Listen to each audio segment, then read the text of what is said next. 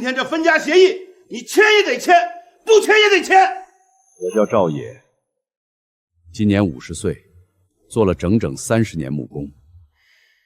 祖传的榫卯手艺，曾在十里八乡无人能及。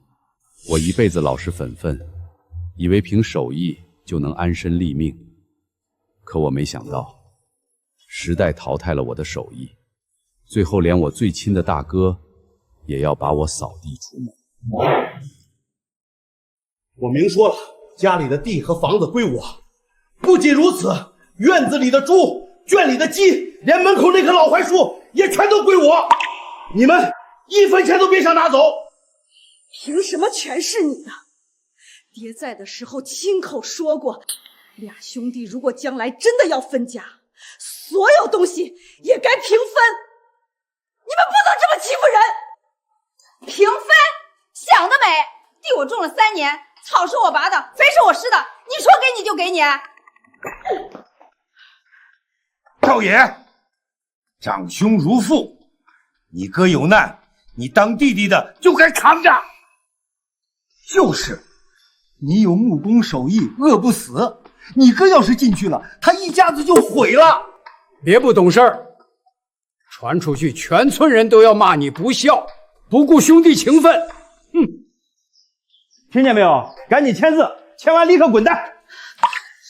老头子，不能签，签了我们就一无所有了。大哥，几位叔伯，求求你给我们留条活路。装什么可怜？谁让你们没本事？今天这字必须签！都别吵了，我同意分家。这字我签，我啥都不要，我只要一件东西。什么东西？我要我的木箱子，那是爹留下的。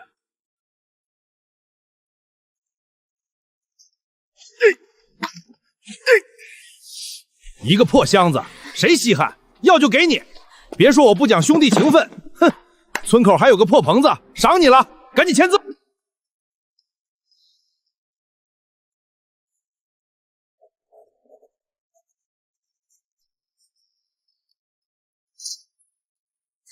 协议生效，从此彻底分股，互不牵扯。现在就收拾东西搬走，抱着你的箱子要饭去吧。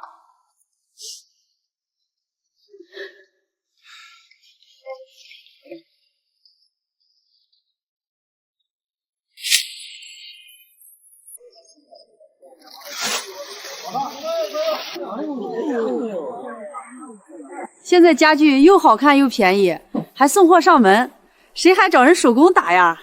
就是，那老手艺早就过时了，又慢又贵，谁要啊？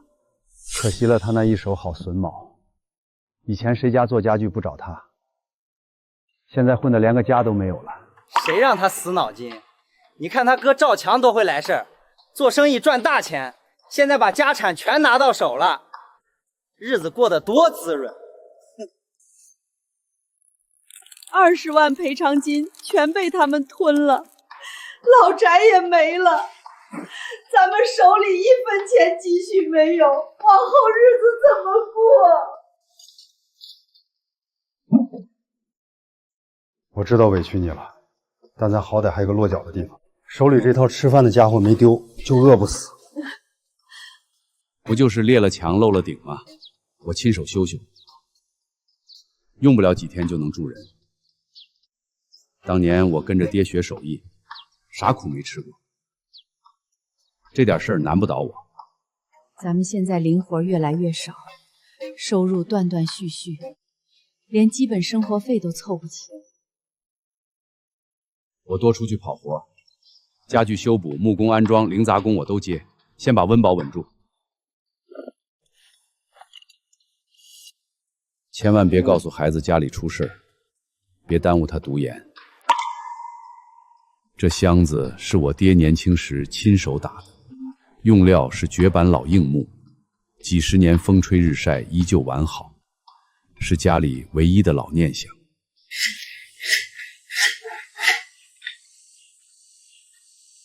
好好留存，这木箱用料扎实，你比你哥老实，以后家里危难处他或许能帮你一把。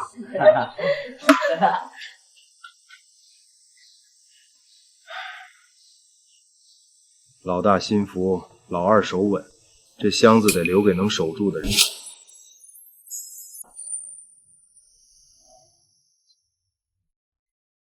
老赵，你可别打这箱子的主意啊！这可是你爹留给你的念想，陪了你们家几十年，是正经的老物件。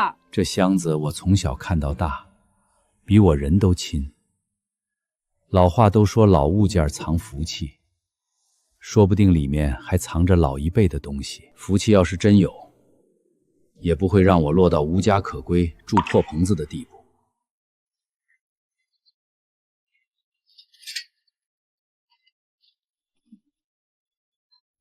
老赵，你这是干什么？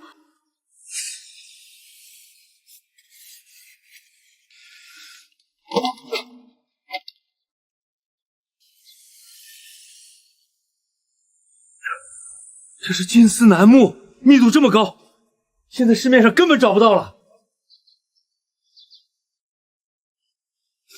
爹早就知道，这箱子比钱值钱。爹留的不是金银财宝，是几块好木头。他信我，信我能用这几块料把日子刨出来。这箱子一共6块板，拆2块卖料，剩下的4块板留着做几件像样的家具，能卖上大价钱。爹把料留给你，就是让你就事用的，卖吧。做了家具再卖，总比守着箱子饿死强。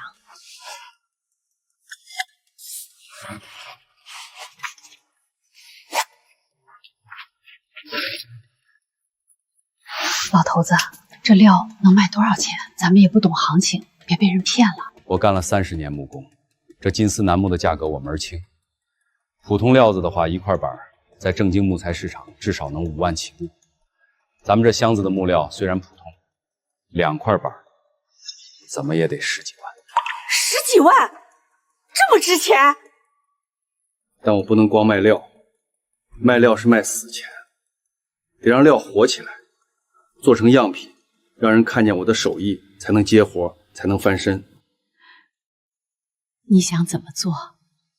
明天我带1块板去市区木材市场，不卖，先问价，再找几家高端家具行，看看有没有人识货。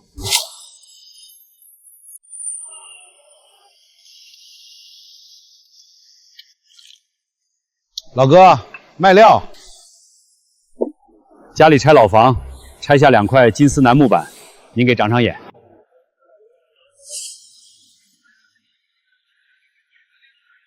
拆房老料，您眼力好。拆老庙的房梁料，没虫眼，没糟骨，密度沉水。嗨，现在老料多的是，你这板尺寸不大，还有榫卯眼儿，不好再利用。一口价2块1万5。老板，您这价砍得太狠了。这料密度、油性、稳定性，做高端茶桌台面正好。您给1万5，是对这料的侮辱。就这尺寸，我给1万5不错了。你出去打听，谁出价比我高，我白送你。那我不卖了。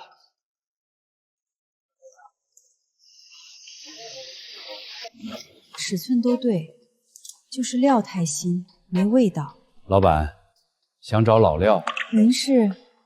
我做纯手工榫卯的，手里有几块拆房金丝楠木，您要是识货，咱们聊聊。这料从哪儿收的？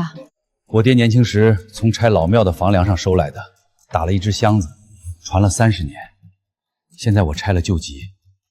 料是好料，但2块板不够做一套家具啊。2块板，我给您做一张茶桌，纯榫卯，零胶水，我现场做样，您看手艺再谈价。现场做？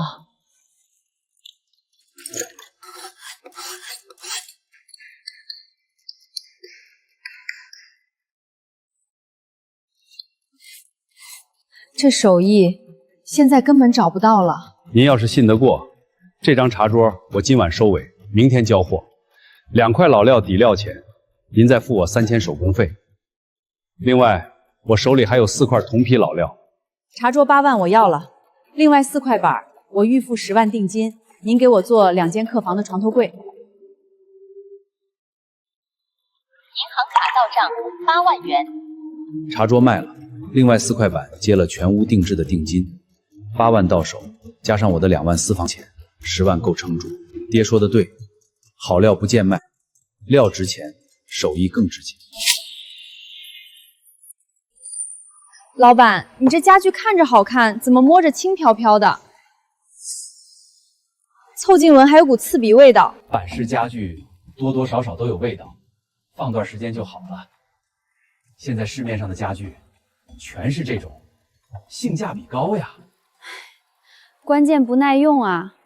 我之前买的同款，2年就松动翘边了，而且家家户户都用一样的，一点特色都没有。我新房不想装这种。是啊，现在装修都讲究质感，这种流水线货太廉价了，看着就不上档次，住着也不放心。我也没办法呀，正经纯树木、手工榫卯的家具，工期慢，成本高，愿意花钱的客户少，我们想进好货都进不到。价格不便宜，但做工粗糙，拼接缝隙大，工艺敷衍。老哥，看家具，我们家专做中式实木定制，别墅、民宿装修都能做，款式高端大气。老板，你这柜子不行啊，榫卯没打透，拼接缝隙这么大，打磨也不到位。老哥，你是内行啊！不瞒你说，我店里这些都是半机器半手工凑出来的。现在哪还有正宗老木匠？整个市区都找不出几个。说句实话，我手里高端订单根本接不过来。现在还有人要老家具？怎么没有？好多有钱人点名要无胶水、纯榫卯的手工实木家具，我接了单都没人做，只能白白推掉，太可惜了。不是没人能做，是没人愿意踏踏实实做。这手艺不难，就是费时间、费力气。听你这话，老哥你是懂木工的。要是你手艺过硬，咱们完全可以合作。你做货，我接单，利润咱们好商量。原来不是我的手艺过时了，是我之前眼界太窄，只守着村口那点修补零活，小打小闹糊口度日。这么多高端客户，这么多订单没人接，市场空白这么大，我手里有30年实打实的手艺，现在我有启动资金，这不就是我的机会吗？我就是看看。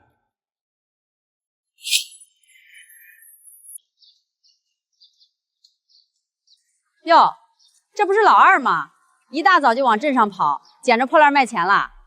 看你这气色，难不成捡着金元宝了？让开！急着走干什么？心里有鬼是吧？我问你，你今天去镇上干什么了？是不是偷卖了什么东西？我干什么跟你们没关系。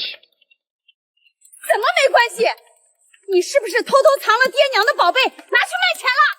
那老宅里的东西本来就是我们的，我告诉你，那钱也有我们一份儿。你们吞了老宅，吞了20万抚恤金，把我赶到破棚子里的时候，怎么不说东西有我一份儿？你敢这么跟我说话？我是你哥，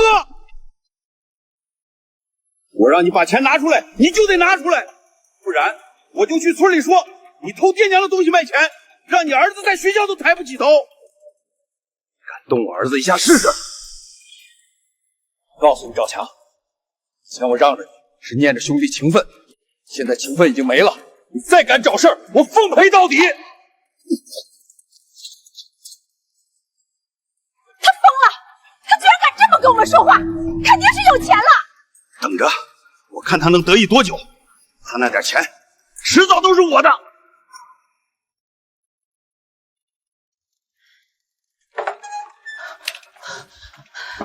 你可算回来了！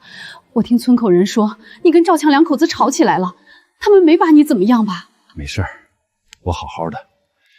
以前是我太懦弱，总想着息事宁人，才让他们蹬鼻子上脸。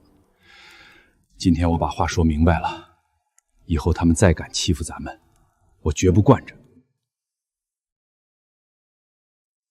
你看，10万还有定金，我不是在做梦吧？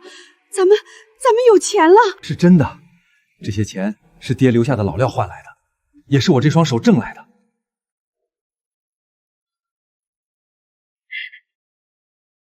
太好了，咱们的日子总算是好过了。我今天去镇上，顺便逛了逛家具市场，你猜怎么着？怎么了？现在城里的有钱人抢着要纯手工榫卯的实木家具，有钱都订不到货。不是咱们的手艺过时了，是以前咱们眼界太窄，只守着村口那点修补活。我想好了，我要租个厂房，开一家咱们自己的木作工坊。开厂？专做高端纯手工定制。凭我这30年的榫卯功夫手艺，一定能把日子过起来。好，你做什么我都支持你。以后我给你做饭、打扫卫生，咱们好好干，再也不受别人的气。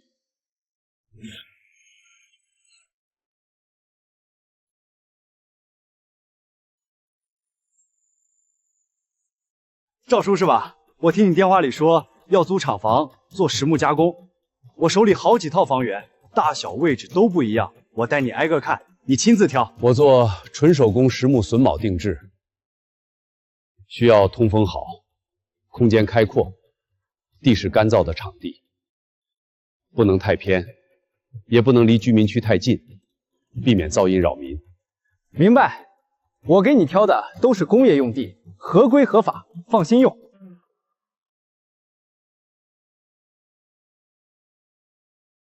这里远离居民区，门口有超大空地，方便堆放木料、进出货车。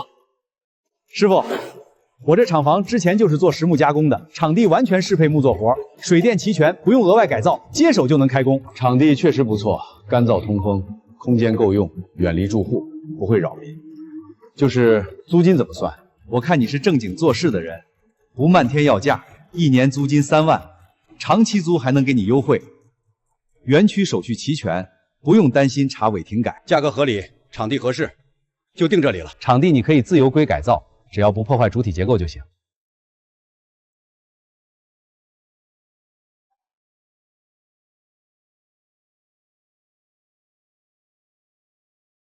从今天起，这就是我的木作工坊了。好好干！现在高端实木定制行情火爆，你踏实做事儿，肯定能做大做强。干净敞亮，干燥通风，完全适配实木榫卯定制作业。这厂房总算收拾利索了，规整的干干净净，比咱们以前打零工的野棚子强太多了。这下总算有个正经做事的地方。做木作工坊，实用合规最重要，没必要花冤枉钱搞虚的。场地、水电分区都到位了，接下来就是凑齐人手，正式开工。你之前只说联系老周，现在工房刚起步，订单要落地，人手够吗？我心里有数，我打算把以前一起搭伙干木工、知根知底的几个老兄弟都喊过来，大家一起做事。老周，我在工业园开了木作工坊，专做高端手工榫卯定制。你喊上几个老兄弟，咱们正经做事业，比打散工稳100倍。你居然开起工坊了？行，我立马联系另外几个兄弟，我们几个早就不想东奔西跑看人脸色干活了。咱们这帮老木匠干了一辈子活，还是第一次有这么规整、这么专业的工坊，再也不用风吹日晒搭棚子干活了。是啊，老赵，你这是带着我们大伙翻身了。以后咱们好好干，把老榫枣手艺重新做起来。这新开的什么厂？看着挺像样的，好像是做实木家具的。现在这行当可赚钱了。不知道手艺怎么样？别又是那种偷工减料的流水线厂子。今天工坊正式落成，往后咱们同心协力，凭手艺吃饭，凭品质立足，凭良心做事。我不说虚话画大饼，大家都是多年老搭档，彼此知根知底。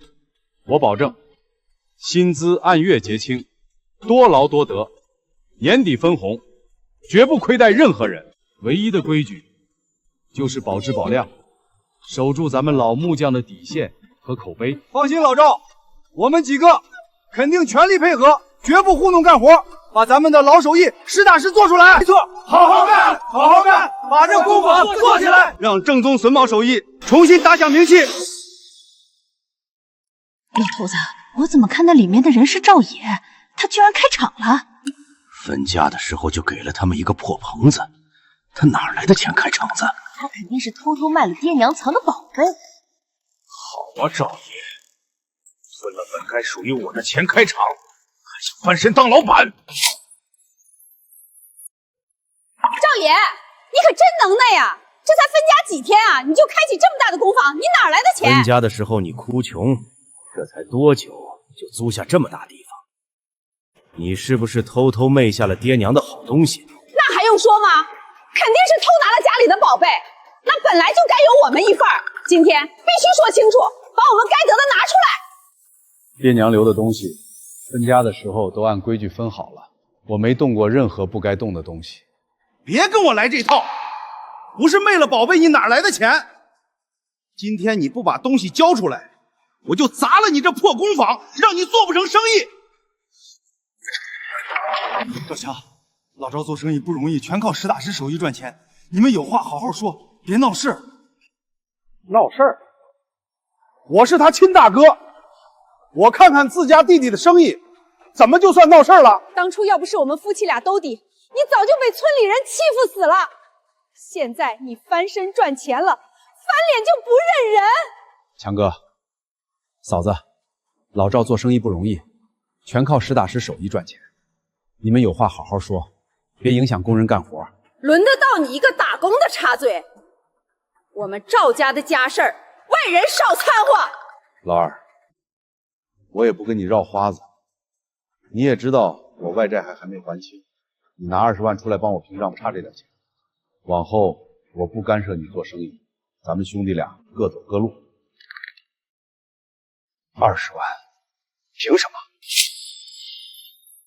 哼，就凭我是你亲哥，弟弟帮哥哥还债，天经地义。当初分家的时候，你们独吞老宅、田地、父母抚恤金，把我和老伴儿赶到四面漏风的破棚子。你这个亲哥，没帮过我一分，没伸过一次手。现在我凭自己手艺翻身，你张口就要20万，你觉得合理吗？过去的事儿还提他干什么？做人得往前看。你现在有钱了，抠抠缩缩的，不怕被人戳脊梁梁。就是，你要是不拿钱，我们今天就不走了。天天来你工坊闹，让你接不到一单生意。当初你们赶我出门，断我后路，我没抱怨一句。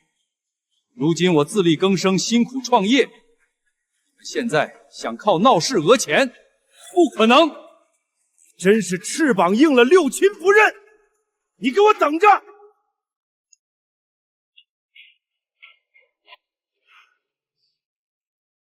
老赵，这下麻烦了，他俩心眼小，肯定不会善罢甘休。大家安心干活，不用受外人影响。我做事有理有据，谁想恶意捣乱，我都不会纵容。老赵，这都3天了，一个来找我们做活的都没有。我们几个一直闲坐着，再这样下去，人心都散了。唉，是啊，本来以为开了工坊能好好干一场，结果天天坐冷板凳，我家里还等着钱过日子呢。上次我去家具市场，有个高端店的老板，现在还是有人要手工定制的家具，他手里有订单，但是接不过来。我今天去找他一趟。这样能行吗？人家大老板会不会瞧不上咱们这小作坊？行不行，总得试试才知道。手艺在咱们手里，怕什么？你们在厂子里等着，我过去一趟。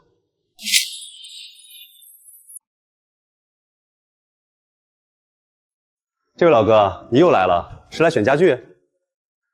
老板，我不买家具，我今天来是有件事情跟你说。什么事儿？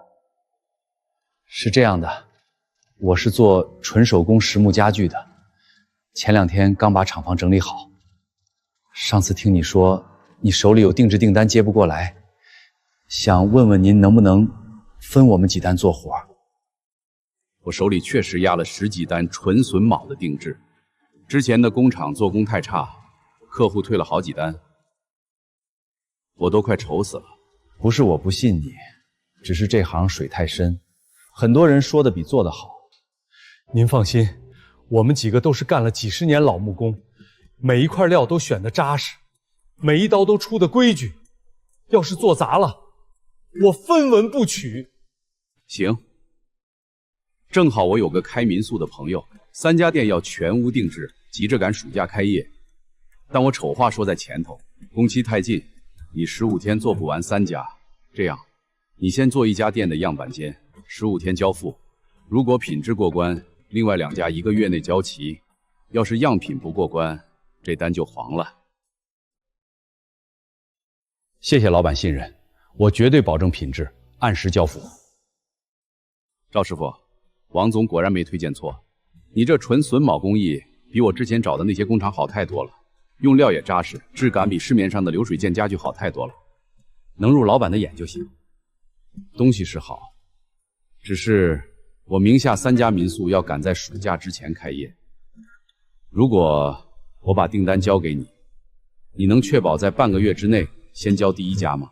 没问题，15天交第1家，我亲自盯，另外2家1个月内陆续交付，绝不耽误你开业。好，那咱们现在就签合同。那没什么事儿，我就先离开了。老哥几个，好消息，刚刚签下民宿全屋定制大单，半个月先交第1家。太好了，总算是有活干了。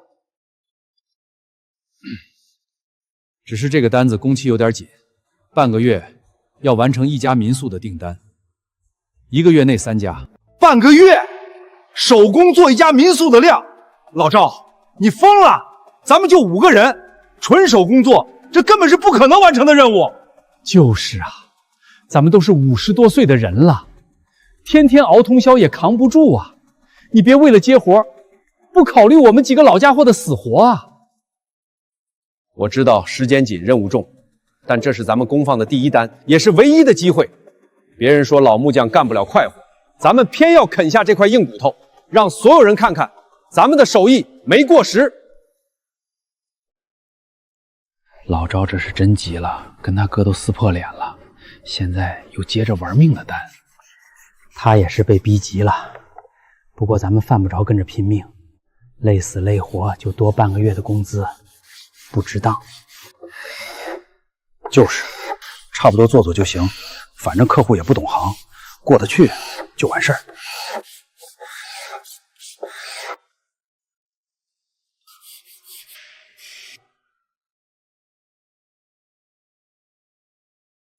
你们认真点儿，这么潦草的做工根本交不了货。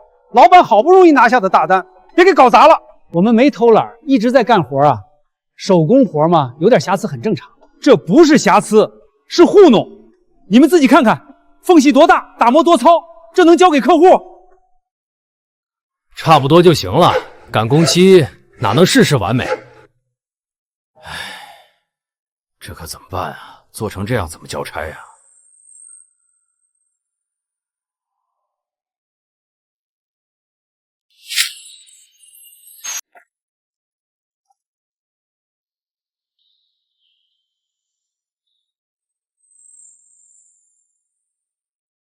所有人停下手里的活，全部过来！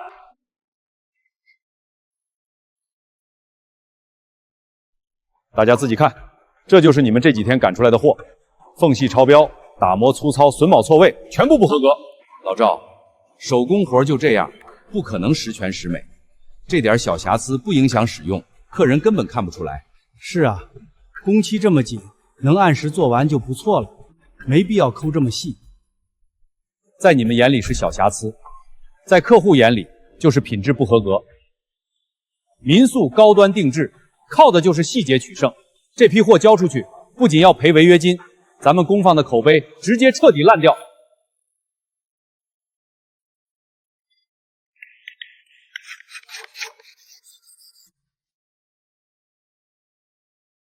这才是老木匠手艺，不是糊弄了事的粗活。我能做到，你们每个人都能做到，只是你们不想用心。老赵，是我不对，我们不该敷衍了事，对不起你，也对不起咱们这门手艺。我知道大家累，也知道工期紧张，但咱们不能砸了自己的招牌。所有瑕疵半成品全部返烘，今天之内必须整改完毕，一件不合格的都不能留。放心吧，老赵，这次我们一定用心做，绝不再糊弄。对，咱们不能让别人看扁了老木匠。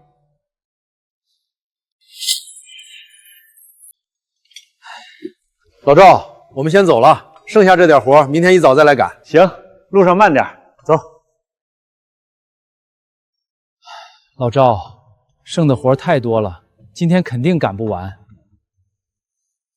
你先下班休息，剩下的我来赶。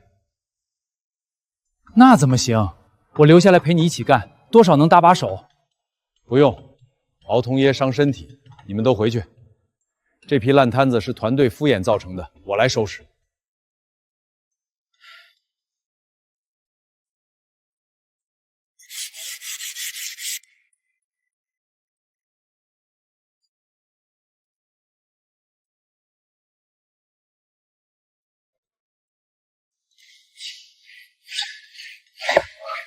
老赵，你真熬了一晚上啊，快歇会儿。不用，就差几件就收尾了。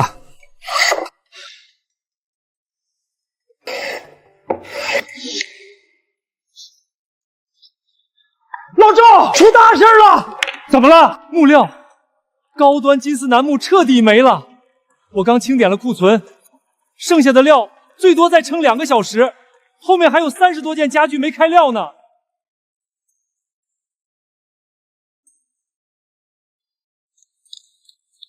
没木料了，那怎么交货？交不了货要赔双倍违约金啊！怎么会突然没料？上周不是刚预定了3批吗？明天就该到货了。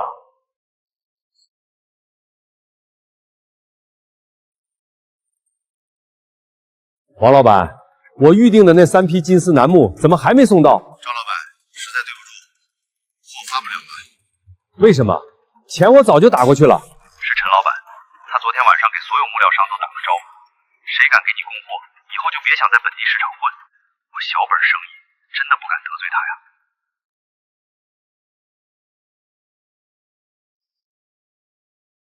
陈老板，我们也没有得罪他呀。怎么好端端的突然断我们的木料？我知道这个陈老板是本地做高端家具生意的大户，整个市场的木料货源基本都被他把控着。他这分明是想把我们往绝路上逼。完了完了，这下彻底麻烦了，咱们工坊怕是撑不下去了。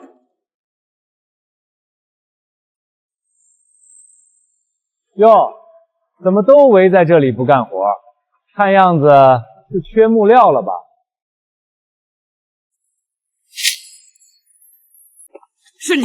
是你故意卡我们的原料！是又怎么样？做生意各凭本事。我实话告诉你，只要我在这行1天，你就别想安稳接单。熬了一整夜又怎么样？没木料，你就是把眼睛熬瞎也交不了货，赔双倍违约金，你的小工坊直接破产清算。你以为卡断新料就能逼垮我？太天真了！死到临头还嘴硬，我倒要看看你能变出木料来。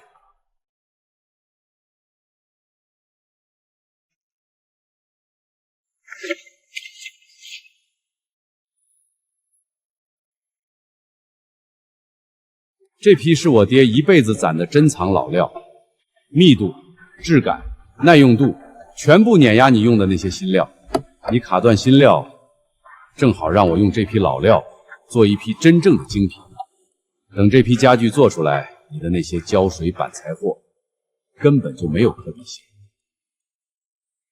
好，很好，居然藏了这么一手。你别得意，就算你有老料，我也有办法让你这单黄了。咱们走着瞧。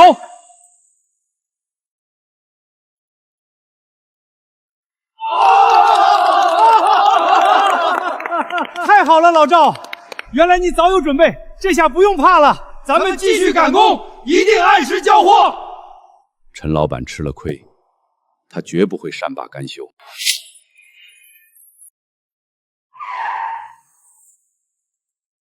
老板，您怎么来了？第一批成品已经做好了，您可以先验收一下。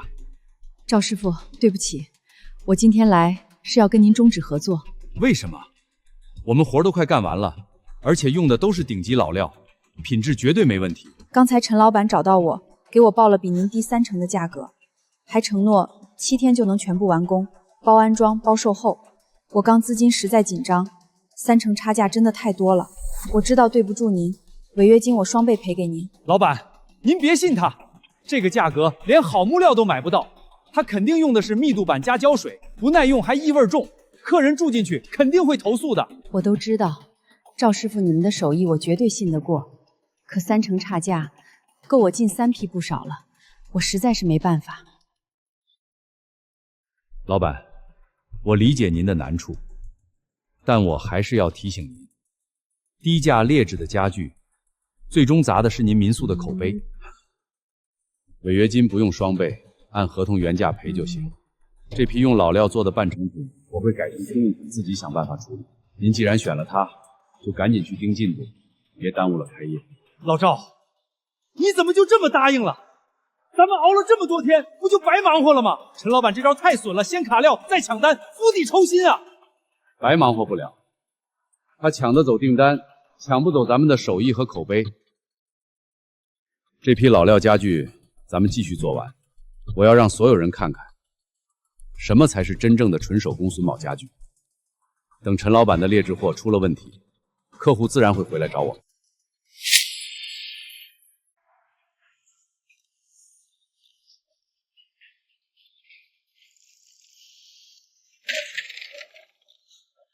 陈老板，这就是你说的高端实木家具？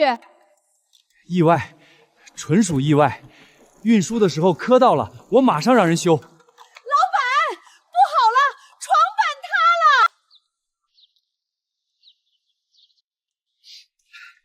这什么破质量，味道这么大，住进去不得生病？我退房。我也退，本来还想住1周，这地方谁敢住啊？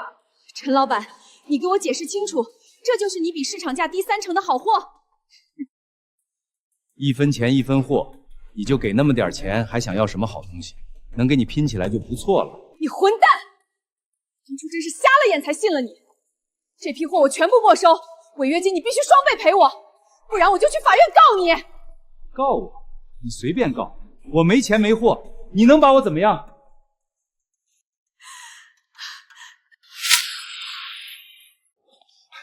你们快看，民宿老板发朋友圈了，陈老板的货全崩了。我就说吧，低价劣质货迟早要出事儿。陈老板这是自食恶果。原来老赵说的都是真的。要是我们当初也像陈老板那样糊弄，现在砸的就是咱们自己的招牌。是啊，之前我还觉得老赵太较真，现在才明白，品质才是根本。咱们差点就毁了自己的饭碗。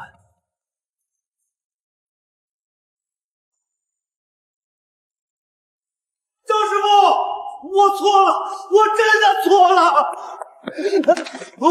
我不该贪小便宜，不该信陈老板的鬼话。现在我的民宿完了，客人都走光了。赵师傅，求求你救救我，所有订单全部还给你。快点！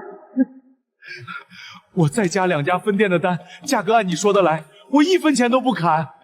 我还把我所有开民宿的朋友都叫来了，他们都要订你的家具。小万，民宿老板娘，我有送了呀！这才是真正的实木家具，太漂亮了！赵师傅，我订15套客房家具，越快越好。按订单排工期，优先给这位老板赶工。好嘞，我这就安排。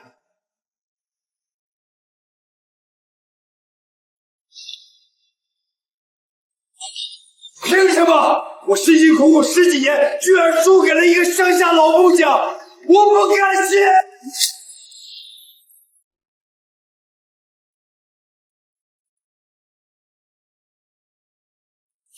老赵，不对，库存对不上。差多少？高端老料凭空少了5块大量，账目全对就是实物没了，损耗量超了3倍，绝对不正常。我早就觉得不对劲儿，最近木料消耗太快，只是一直没抓到证据。订单量大，进出频繁，有人趁机钻空子牟利。今晚别声张，咱们去后门蹲守。另外，前几天在几块大料子上做了隐形编号，用紫外线灯才能看见。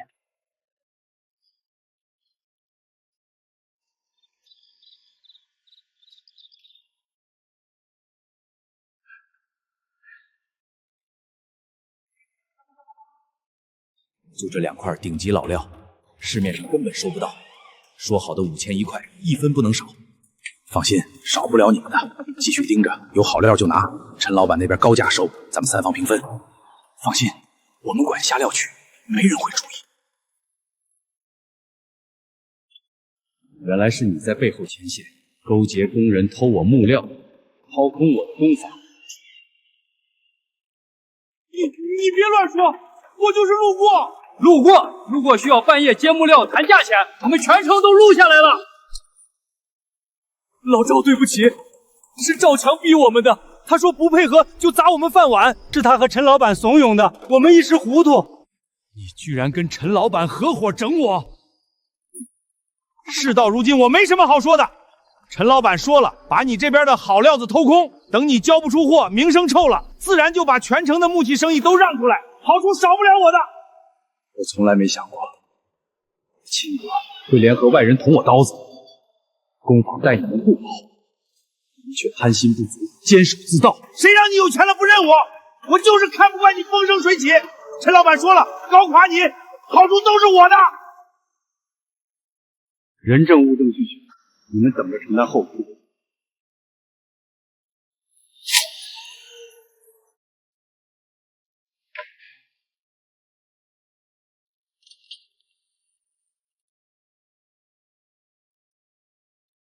看你这模样，也是诸事不顺啊。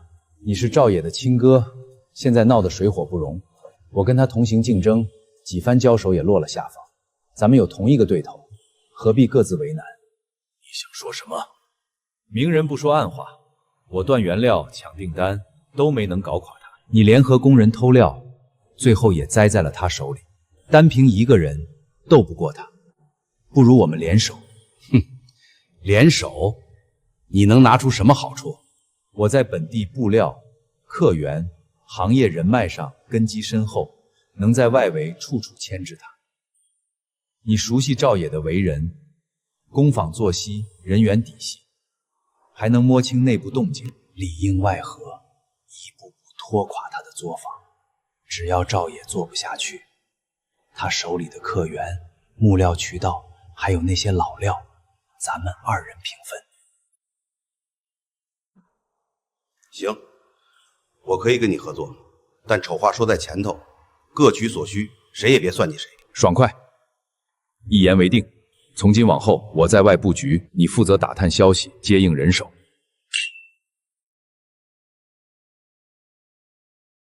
老板千万别收这批货，全是瑕疵品，根本不合格。上次我看过样品，做工很好，哪里不合格？你看这缝隙，还有这打磨，明显偷工减料，按合同，赵爷得全额赔违约金。对，我们做工的时候就发现了，这批货全是残次品。老板被蒙蔽了，根本达不到交付标准。你听我说，不用辩解，瑕疵摆在眼前，白纸黑字的合同，不合格就得赔钱。不懂工艺就别歪曲专业细节。真正的缺陷是板材太控、胶水残留、榫卯松动。我配批成品零胶水、零钉子、零松动，完全符合国标。原来是这样，是你们不懂装通，故意造谣抹黑。就算是玉流凤，做工也不够精细。全市范围内能做出这种无胶纯榫卯工艺的，找不出第二家。你们勾结内鬼、偷料碰瓷，无非就是想搞垮我的工坊。今天召集大家，只讲2件事：规矩和未来。近期工坊遭遇同行打压，内部背叛，外部抹黑。我可以包容手艺不精、进度缓慢，但绝不包容贪心舞弊、敷衍摆烂、背叛团队。我重新定下3条铁规，所有人一视同仁。第一，保质保量，偷工减料直接开除。第二，公私分明，监守自闹报警处理。第三，团结一心。同时，踏实做工，坚守品质的，本月统一涨薪10%，加订单提成，年底全员分红。老李和老郑坚守自盗，触碰底线，即刻开除，永不录用。工资按天结算，现在就可以走了。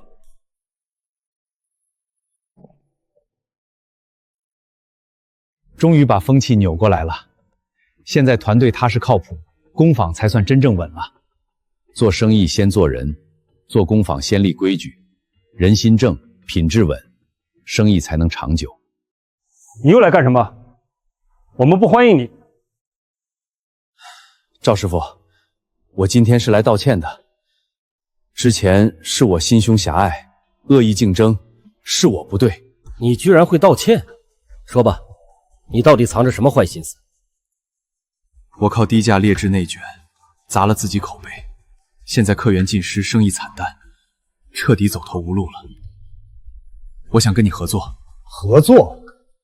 我有渠道客源，你有手艺，咱们资源互通。别信他，肯定没安好心。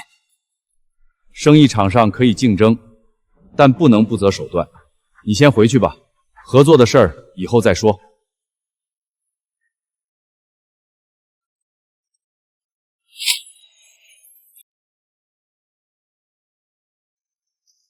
怎么样？他同意了吗？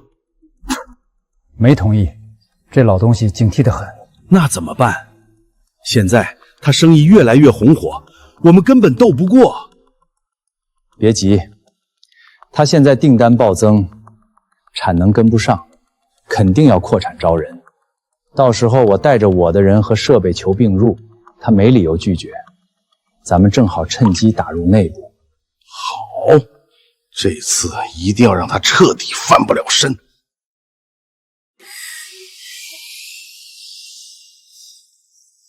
老赵，顶不住了，周边小区、乡镇的订单全堆过来了，工期排到2个月后了。咱们就这几台老机器，几个人，就算昼夜不歇也干不完。这几天已经推了10几单，再推客户都跑光了。我早就发现了，以前没单子愁活路，现在单子太多愁产能。小作坊的体量撑不住现在的市场了，必须扩产，加设备，招人。赵老板，我知道你现在产能不够，我的棕坊倒闭了，剩下的设备、物料还有6个老工人，全都给你。我不求别的，只求并入你的工坊，跟着你做事，赚点辛苦钱，也让兄弟们有口饭吃。别心软，他肯定是想趁机破坏。合作可以，但所有人员、设备、物料统一归我调度，做工标准必须严格按我的来。敢搞小动作，立刻走人。没问题，全都听你的。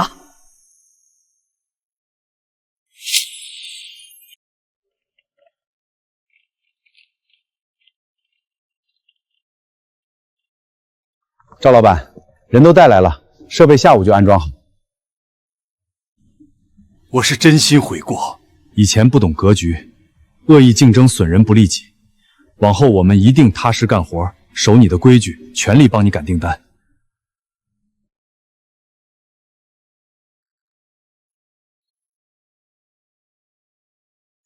怎么样？顺利进来了？当然，赵野现在缺人缺设备，根本没理由拒绝。他现在扩产，管理漏洞一大堆，正是我们的机会。我在里面潜伏，你在外边接应，咱们里应外合，慢慢拖垮他。好，这次一定要让他彻底翻不了身。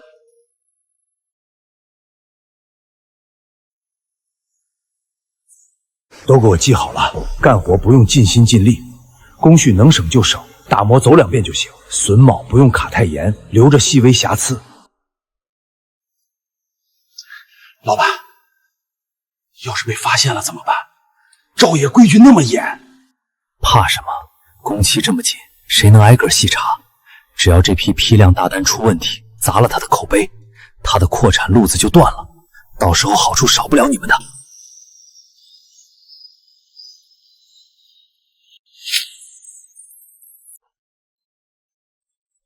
老赵，成了！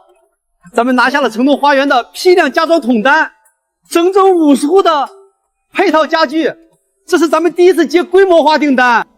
好，这批单子是关键，做好了就能打开小区市场。后续还有年度合作，盯紧品控，不能出任何问题。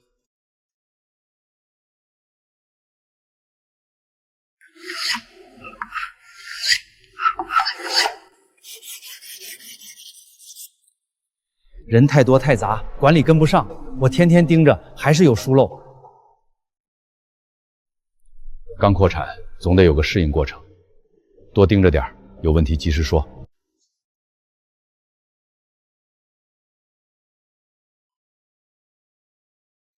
不对劲，这批活瑕疵太多了，榫卯松动、漆面起泡、打磨漏沙，全是问题。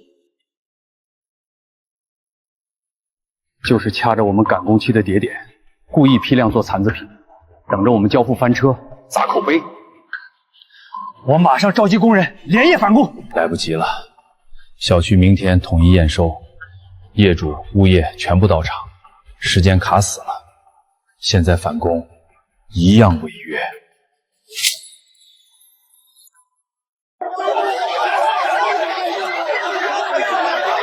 我花了3万块定制的衣柜，一推就晃，这什么破质量？太让人失望了！退款赔偿。赵老板，这批问题不解决，我们后续的年度合作直接取消。各位别生气，肯定是工期太紧，工人赶工粗心，我们也很无奈。说不定是有人故意搞破坏，赵野管理不行。大家安静。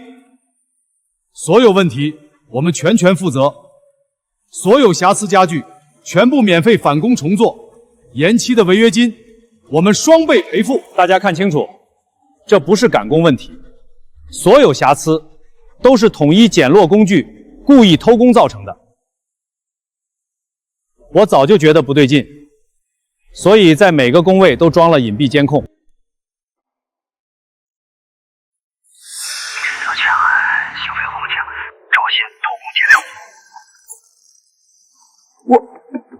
原来是你！我们好心收留你，你居然恩将仇报！所有出问题的工序，全是陈老板的旧部干的，老员工经手的，一点问题都没有。还有偷出去的木料，全卖给赵强了。这次不能再心软了，必须彻底斩断黑手，以绝后患。今天当众追责，了结上一批批量订单的工艺事故。陈永贵连同其他几人，现在全部当场辞退。同时，我宣布新规：所有工序实行实名制，谁做的谁签字，出了问题终生追责，有功必奖，有错必罚。完了，全完了！赵野有监控，我们全暴露了。难道就这么看着他整改规矩，稳住口碑，越做越大？我们之前的功夫全白费了。不能坐以待毙，我现在在里面太扎眼，所有旧部工人都被重点监控，已经不适合再动手。换方案，你来入局，你是他亲哥，身份最明，没人会彻底防着你。你这意思是让我进他的厂？你不用进厂，在外外面对接资源，截胡订单，散播消息。咱们换个战场接着斗。行，就这么干，出去搞不垮他。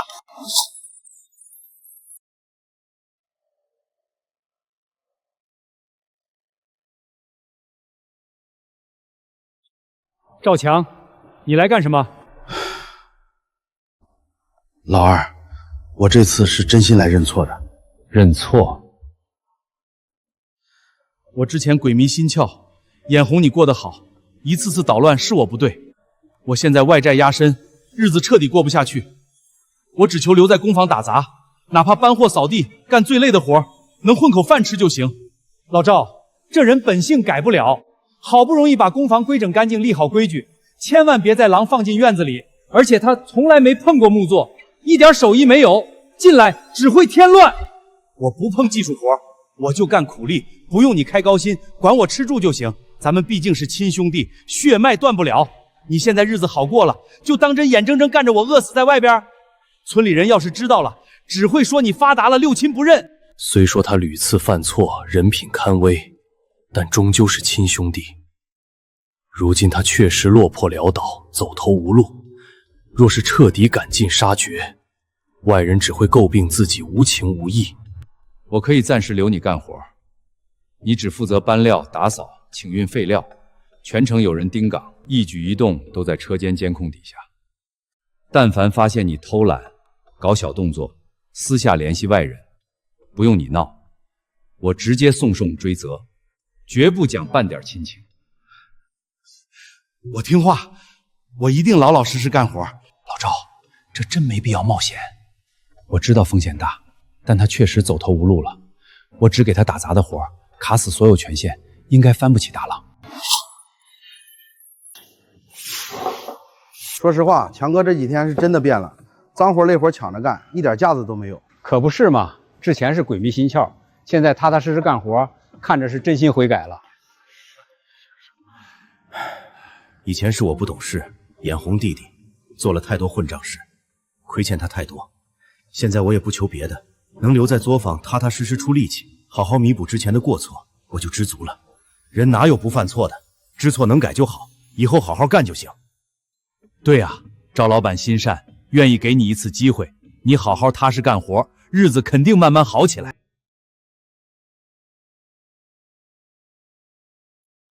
老赵，咱们冲房现在是真的稳住了，终端家装单子源源不断，天天满产开工，工人这2个月工资都涨了不少，一个个干活劲头十足，营收肉眼可见的往上涨。规矩立住了，做工踏实了，生意自然稳步往上走。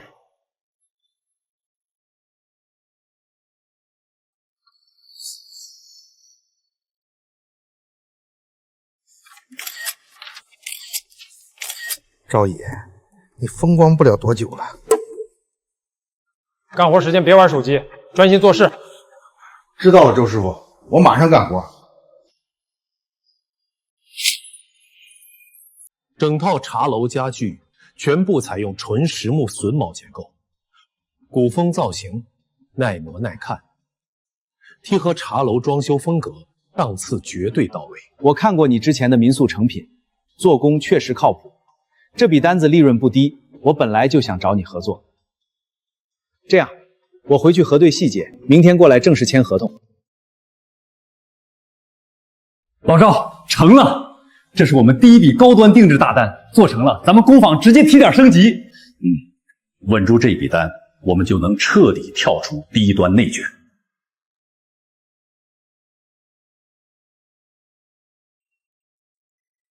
信息收到，我们立刻调整方案，结下这笔单子。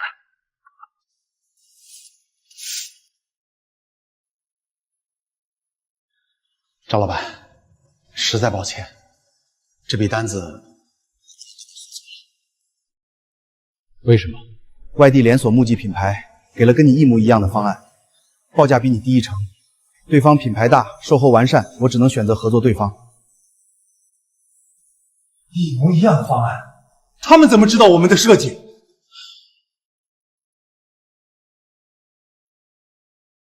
不是巧合，是内部泄密。没错，精准对标我们的高端方案和报价，只能是内部人泄露。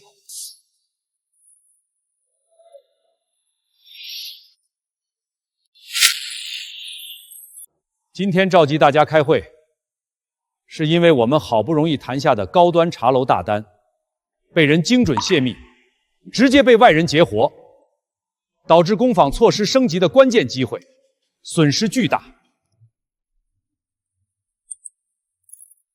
办公室电脑有访问记录，图纸下载时间是昨天深夜，而当晚只有赵强一人在办公室附近逗留。你偷拍订单方案，泄露报价信息，对接外来竞品，全部有迹可循。做这些事儿的人就在现场。赵强，你自己解释一下。我没有，你别冤枉我。日志、下载时间、你的行踪全部齐全，你还要狡辩？是我做的又怎么样？凭什么你生意越做越大，人人敬重，我却负债落魄？我就是看不惯你，我就是不想让你好过。我念亲情，一次次给你机会，反观你屡次背刺，毁掉工坊心血。从今天起，你被工坊永久开除，永不录用。从此你我兄弟情分彻底断绝。你太让人失望了，老赵一次次包容你，你却屡教不改。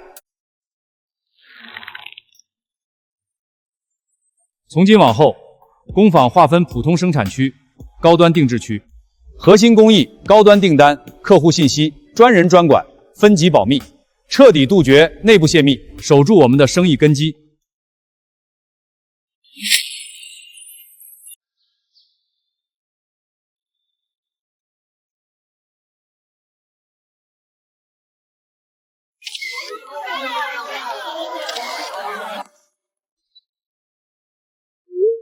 这家店的家具也太好看了，质感完全不一样，不是那种廉价板材。纯实木的吧，纹路、做工都好精细，古风味道太正了。我也要装这种风格。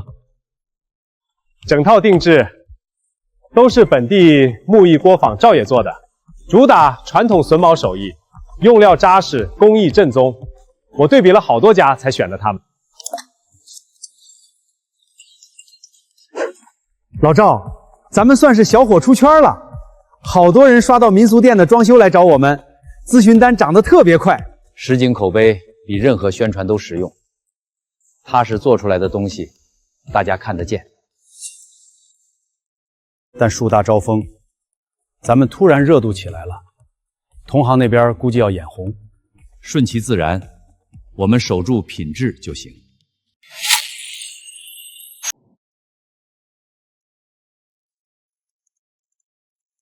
他刚靠民俗实景出圈，热度最高、路人好感最强的时候，现在搞他一击致命。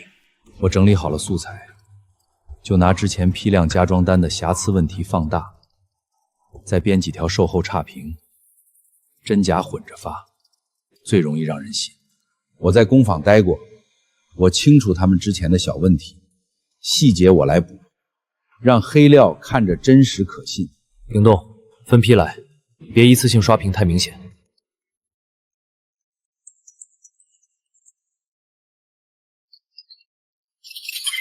先铺量，让同城路人首页都能刷到，先埋下负面第一印象。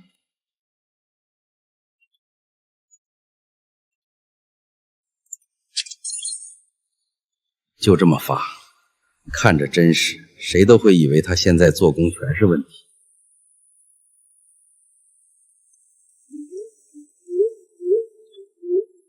加热热度，把零星黑料炒成群体吐槽，制造所有人都说他家不行的假象。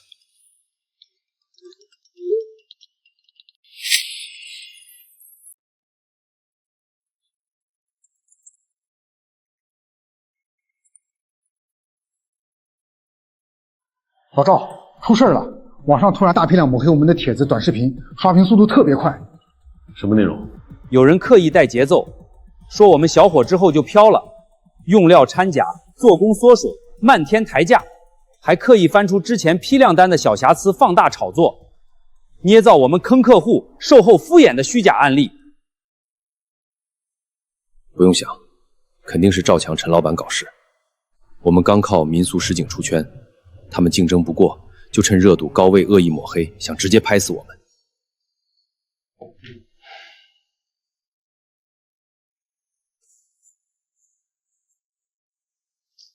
赵老板，网上说的都是真的吗？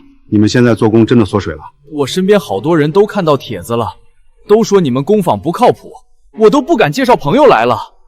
各位放心，网上的留言全部都是虚假抹黑，我们的用料、工艺、工序一直按最高标准执行，从来没有缩水。可帖子越传越多，很多人都信了，对你家口碑影响太大了。很多路人不知情被误导，对你家刚起来的口碑打击太大了。各位老板，我们会想办法解决这件事情的，请大家稍安勿躁。这群人太恶毒了，生意上竞争不过就搞舆论抹黑，我们直接发帖澄清，跟他们对线。空口澄清没用，越解释越像辩解。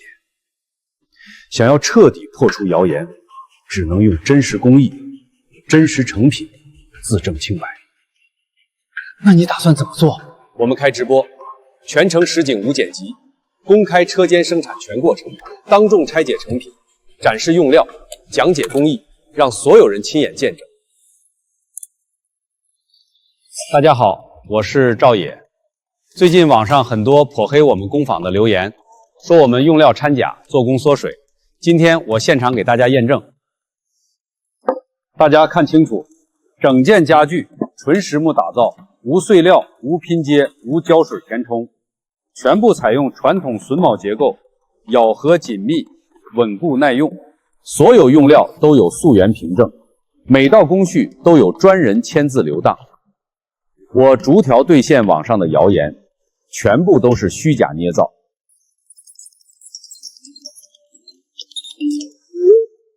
所有手续记录全部齐全，每一件成品都经得起查验。我们踏踏实做手艺，靠口碑立足，不搞套路，不掺假货，经得起所有人监督。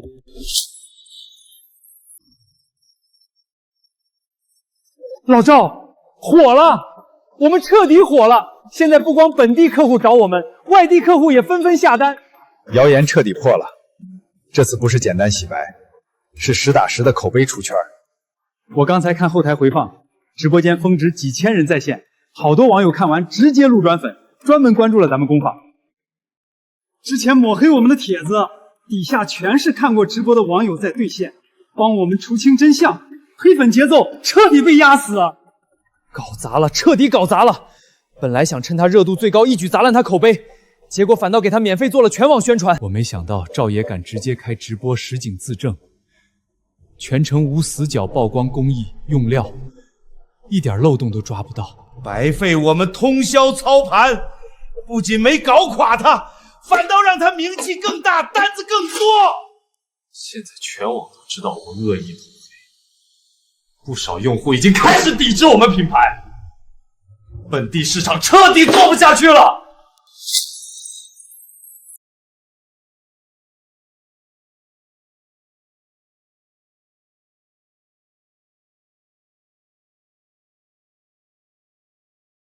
网上直播看得真切，不玩虚的，用料扎实，工艺正宗，敢公开通明的工坊，才值得长期合作。老赵，这一波逆风翻盘，直接把咱们工坊抬到本地顶尖水平了。之前流失的老客户全部回流，还新增了一大批外地固定客源，彻底站稳高端市场了。热度是暂时的，品质才是长久的。越是名气大涨，越要守住初心，严坑工艺，狠抓品控，不能辜负所有人的信任。周哥，这是今早新统计的订单。怎么会这么多？一夜之间多了几十单，都是昨天直播看完过来的，有家装的，有民宿整装的，还有好几家新店要做古风定制。怎么了？出问题了？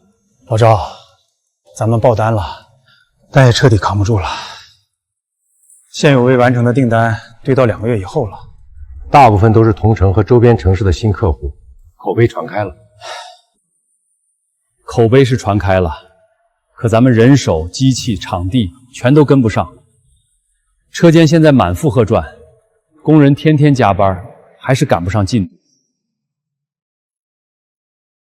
老板，我们的单子能不能往前排？我们新房等着入住。对啊，我们就是冲着你们家工艺来的。要是等太久，我们只能换别家了。别急，我们这边正在调整排班。不是调整的问题，你们这排队太久，根本交付不过来。我们理解你们火了，但做生意总得讲实效。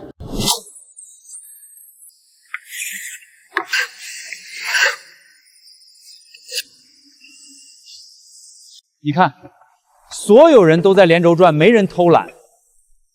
机器24小时轮着开，木料库存也快见底。再这么接下去，要么延期违约，要么仓促赶工出瑕疵。延期会丢客户，赶工到次品会砸品碑。所以现在最麻烦的就是两头堵死。要不咱们暂时停接新单，先把手里的旧单清完。不能停，现在正是口碑上涨的关键期，停单等于主动让出市场。可咱们硬件跟不上啊。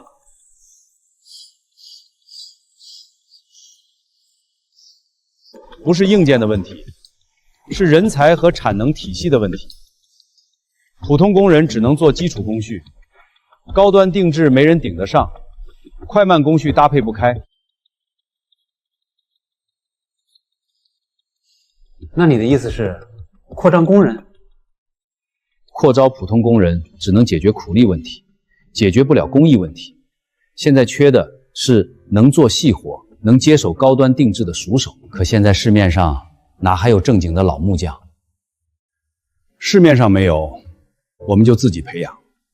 自己培养？对，收徒、带新人，搭建自己的手艺团队。只有手艺握在自己手里，产能和品质才能彻底稳住。这路子长远，就是见效慢，远水解不了近渴，慢也得做。现在的爆单是运气，稳定的手艺团队才是真正的底气。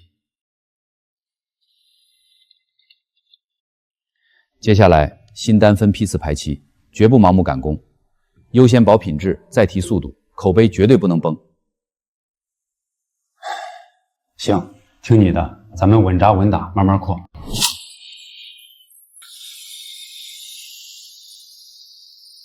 停一下。老板，怎么了？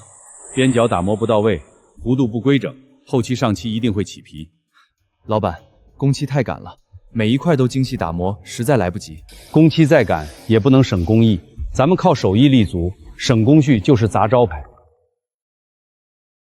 你这榫卯没打透，咬合不严实，短期内看不出问题，用上半年必定松动变形。我们只会普通机器工序，这种精细榫卯没人教我们，之前新来的师傅也不愿意教细活，大家都是凑合着做。我早就想说了，这帮工人流水线活能干，精细活全不行。高端定制、古风雕花、纯榫卯精工，没人顶得上去，这就是断层了。老一辈手艺人慢慢退了，年轻人没人接，以后这手艺真要……所以我必须自己带徒弟。真要亲自收徒，你平时这么忙，哪里抽得出时间？再忙也要抽时间。手艺藏在自己手里是本事，传下去是根基。工坊要做大，不能一直靠我一个人撑着。今天召集大家说一件事，接下来我会抽出空余时间，免费教大家传统榫卯、精细打磨、古风雕花工艺。老板，真的免费教？这些可都是看家本事。是，但我只教踏实肯干、愿意沉下心学手艺的人。偷懒、耍滑、敷衍做工的，我一概不收。大家把握住机会，学会这门老手艺，以后走到哪儿都不愁饭吃。谢谢老板，我们一定好好学。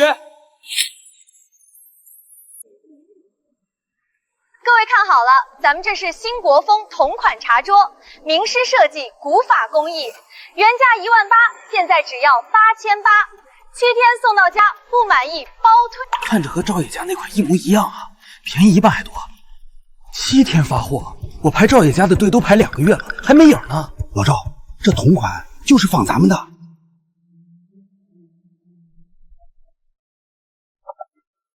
这榫卯能拆开看看吗？拆什么拆？咱们这是整体结构，拆开就坏了。整体结构，那这接缝处的胶水味儿，各位，这不是锁铆，这是钉子固定，胶水粘合，外面贴木纹纸，拍照相，摸着轻，用着晃。你谁呀？捣什么乱？睁大眼看清楚，这是赵野木做的赵师傅，你们仿的就是他的款。还真是，凑近闻有股胶味儿。桌腿轻飘飘的，不像实木。走走走，同行竞争也别挡我们做生意。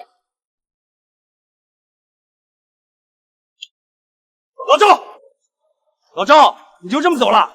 当众拆穿他？拆穿了，他明天换个牌子再来，拆不完的。你们看明白了吗？假的永远是真的，但真的假不了。可客户认不出来啊，图片上、视频里一模一样。认不出来的不是咱们的客户，等他能认出来的那天，咱们的牌子还在，他的牌子早换了。赵叔，网上出大事了！家人们，7天发货，半价抢购，和某大师同款工艺，咱们这是工业化升级的传统榫卯，效率更高，品质更稳。工业化升级，就是把钉子换成螺丝，胶水多涂2层。赵老板，我差点上当，网上看着一模一样，便宜1半我就买了，结果您看。密度板、胶水痕、金属连接件，这不是榫卯，是拍照的榫卯。桌腿是空心贴皮，面板是碎料压合，榫卯是塑料卡扣装。退了，不让退，说定制产品不退不换，7天发货就是定制，我2000块买了个教训。这是诈骗！不是诈骗，是生意。他们卖的是图片和速度，咱们卖的是木头和时间，两回事儿。赵老板，我还是等您的，但您得给我个准信儿，我还要等多久？慢不了，也假不了。您要是急，找他们，但找他们以后修不了，只能扔。样品放这儿了，给后来的人提个醒。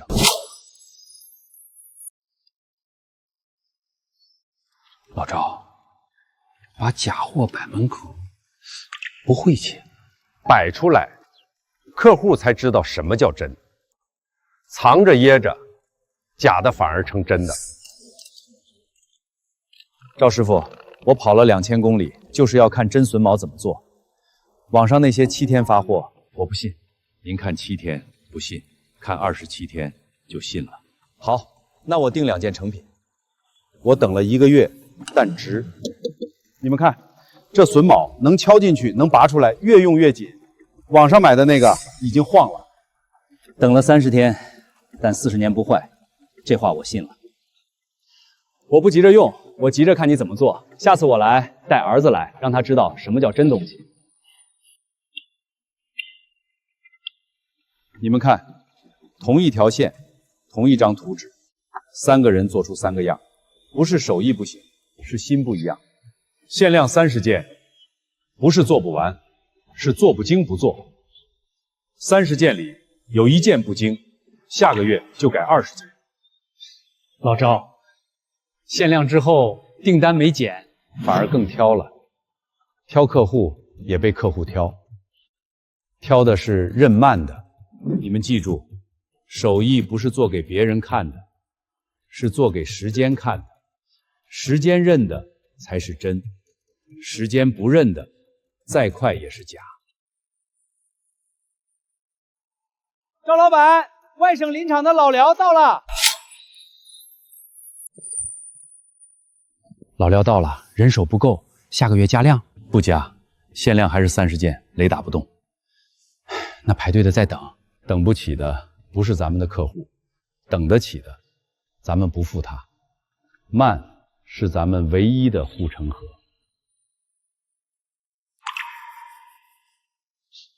您好，请问您是？我是本地文旅局的，我姓王。我们关注你们工坊很久了，尤其是你们传统榫卯工艺，在本地非常少见，口碑很好。王老师，欢迎到访。赵老板，你好。我们古镇正在升级文旅项目，主打国风、传统民俗、老手艺文化。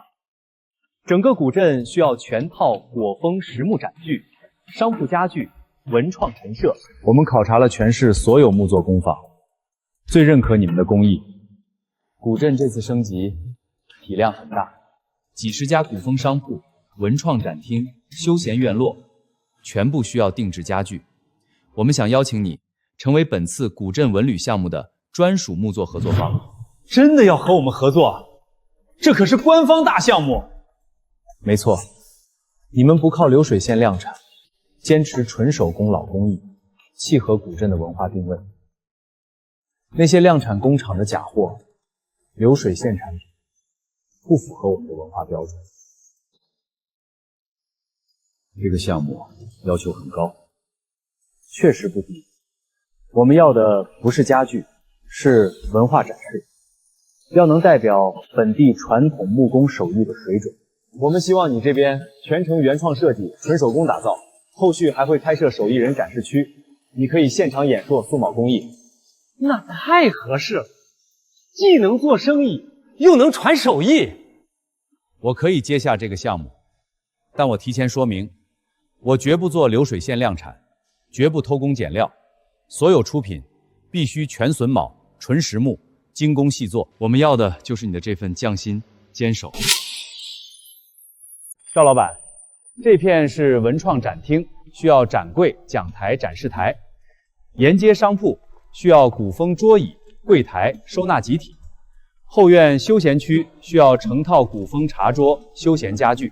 我大概清楚整体风格和需求了。这么大的项目，全部交给我们，是对我们最大的认可。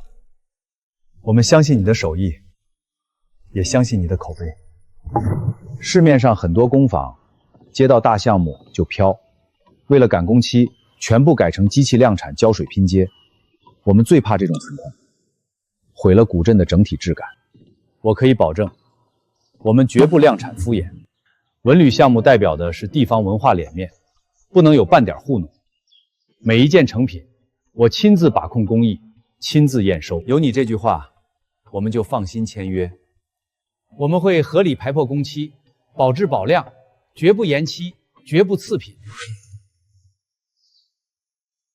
我们不要求你最快，但要求你最优，品质达标。后续古镇2期、3期项目依旧优先和你合作。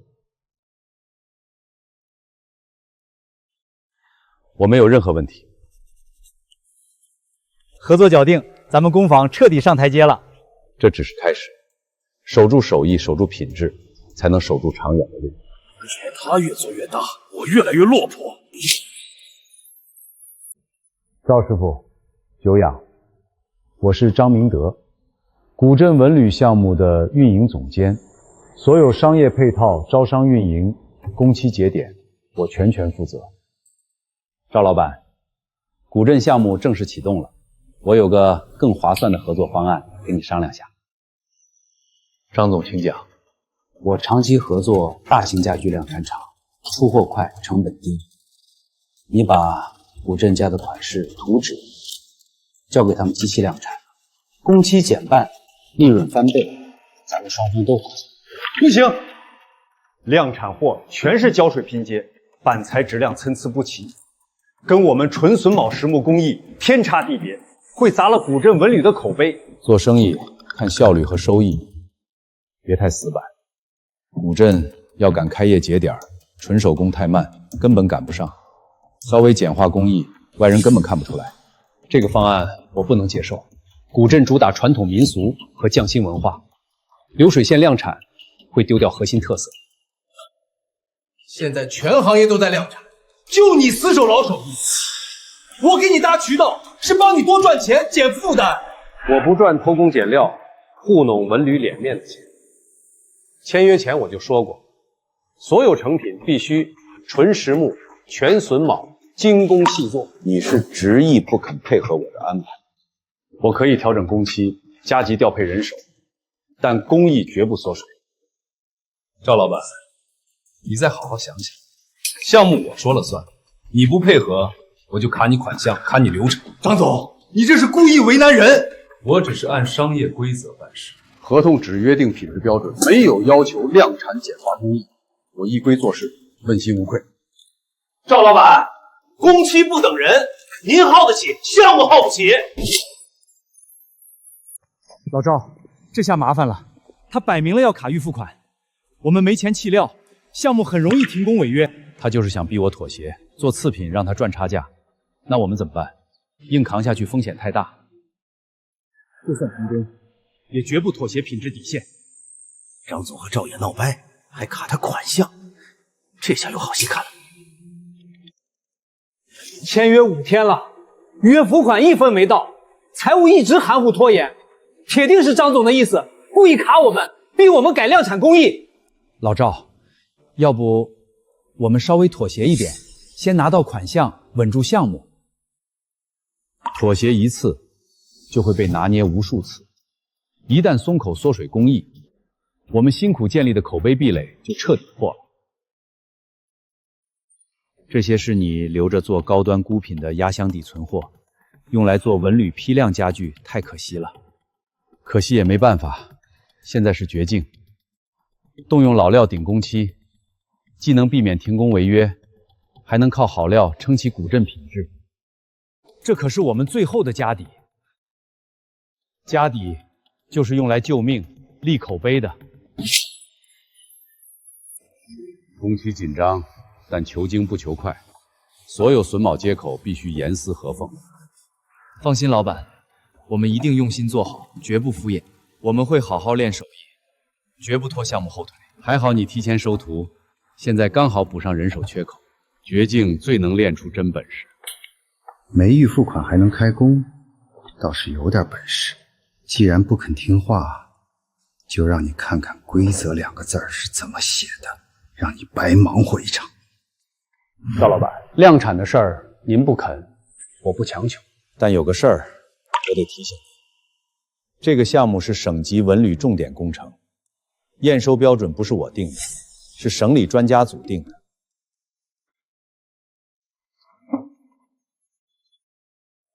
这是新下发的文旅商业设施安全验收规范，昨天刚到的，要求所有开放式木质展具、游客可接触家具，必须通过第三方防火、防蛀、结构安全检测，并取得 CMA 认证报告。您做的是纯实木全榫卯零高水，很好，很匠心。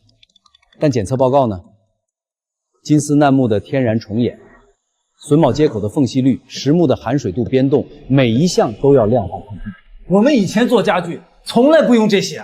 以前是以前，这可是重点项目，是商业运营，每天几千游客摸、坐、靠，出了事谁负责？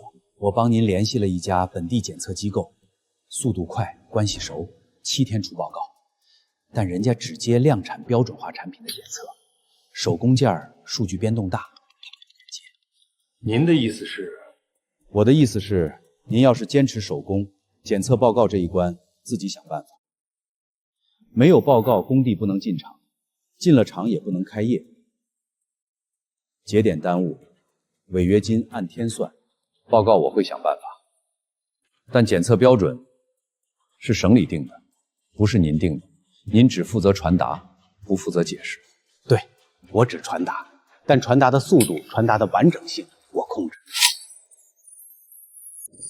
老赵，这检测认证的事儿，咱们从来没搞过。以前做家具，客户满意就行，哪要什么 CMA 报告？以前是小作坊，现在是省级项目，门槛变了，规矩也得认。那张总推荐的检测机构不能去，去了就是把检测权交给他，他说合格就合格，说不合格就不合格。那怎么办？咱们不认识别的检测机构，不认识就找，省内没有找省外，正规机构只看数据不看关系。听说张总卡了检测认证，赵老板头疼了。检测什么？咱们木头不是挺好的吗？好不好的，张总说了算。他说要报告，没有就不能进场。检测认证，这比卡项更阴。款项硬扛能扛过去，认证过不了，全是白做。找到3家，一家在北京做古建筑修复检测的，一家在南京专做传统木作非遗认证，一家在杭州给故宫做文物检测的。故宫？那得多少钱？贵，但数据权威，张总压不了。而且，故宫都认的检测标准，省级项目不能不认。从明天起，2条线，小李带人按检测标准预演，每块料的含水度、重演率、榫卯缝隙率，全部自己先测一遍，不合格的提前淘汰。小张带人整理工艺档案，从选料到成品，每一步拍照记录、签字，形成可追溯的纸质档案。赵叔，这得加多少工作量？加1倍。但档案做出来以后，每一件家具都有身份证，张总挑不出毛烦，客户也看得见门道。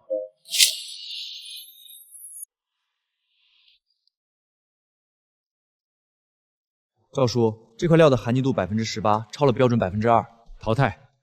烘干处理，降至12以下再用。淘汰这么多，料不够了。不够就买。省外林场的老料检测通过率更高，因为气候干燥，重演少。这批是杭州检测机构推荐的供应商，他们已经预检过，数据达标，贵30%，但省掉返工成本。选料日期、产地、含手度、重演数、报木人、榫卯类型、打磨次数、上漆配方，全记。赵叔，客户看得懂这些吗？看不懂，但看得懂认真。你把档案给他，他摸得着、翻得着，就知道这家具不是凭空来的。以后每一件成品附一本档案，客户买回去传3代，档案也传3代。哪年做的，谁做的，用的什么料，清清楚楚。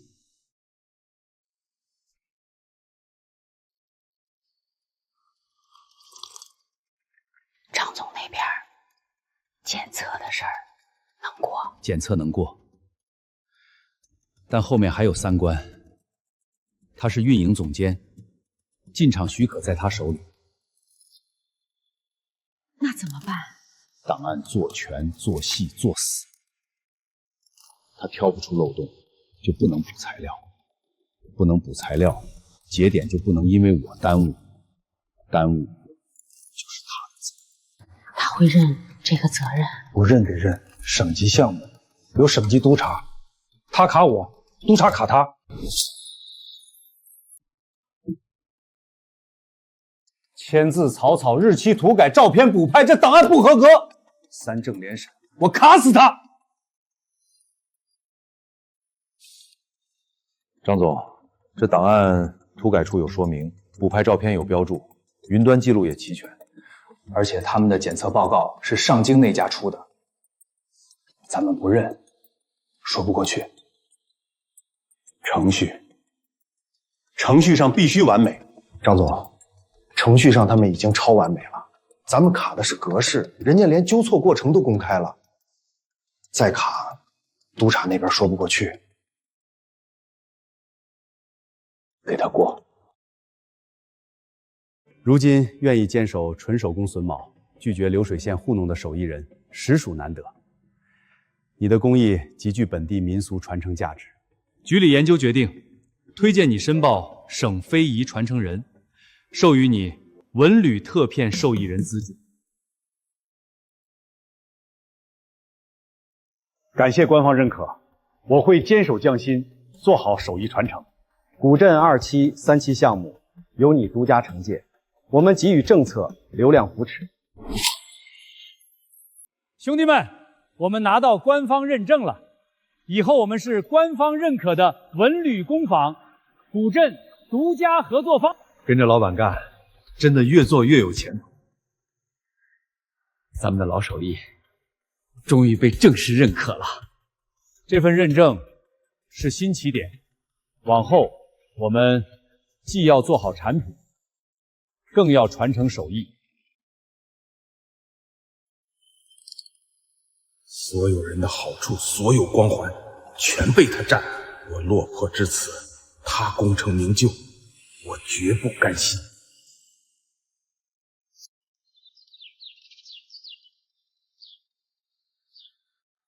这下彻底站稳高端赛道，再也不怕同行和资本打压了。安稳只是暂时的，有人眼红，就会有新的风波。守住品质，深耕手艺，才是永远的立身之本。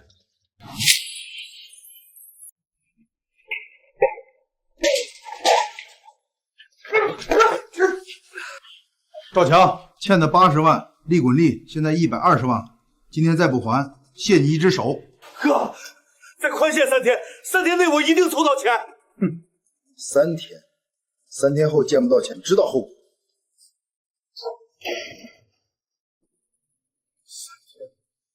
3天我去哪儿弄120万？要不去找赵野借？借，他巴不得我死。他不让我活，我也不让他活。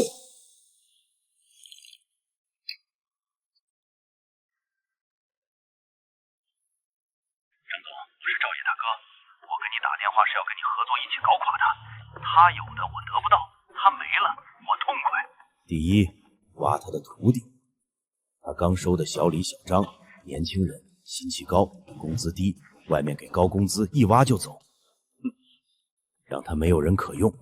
第二，查他的老料，他现在用外省林场的金丝楠木，来路不明。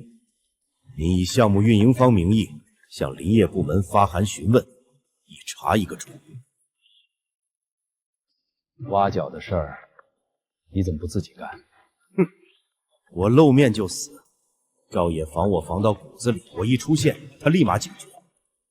您是项目运营方，正常关心供应商人员稳定性，天经地义。行，老廖的事儿我发函，挖角的事儿你给我名单联系方式。名单我明天给您。但挖角要快，趁他现在古镇2期赶工，人手吃紧，走一个崩一半。2个人都是赵野的徒弟，木工基础，会榫卯。你们以外地大型家具集团名义接触，开3倍工资，承诺机器操作，不用练基本功。3倍，成本不低。成本我出，你们只管挖，挖来一个给你们5万佣金，但保密，不能让赵野知道是谁在背后。明白。匿名挖胶，行业常见。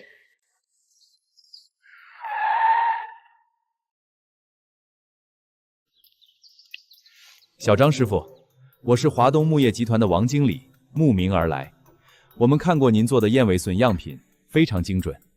集团正在扩产高端定制线，急需您这样的年轻人才。我刚跟赵师傅学，赵师傅那套3年才能出师，我们集团机器辅助3个月上手，直接做成品。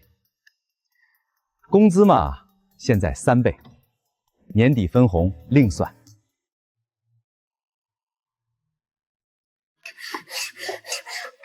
顺纹沙沙的省力，逆纹支支的费工，但逆纹的纹路有时候更好看。小张，你来试试。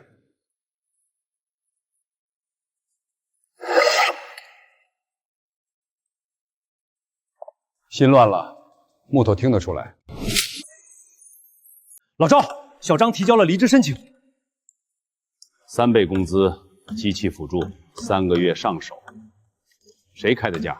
华东木业，但查过了，背后是猎头公司，金主不明。不明？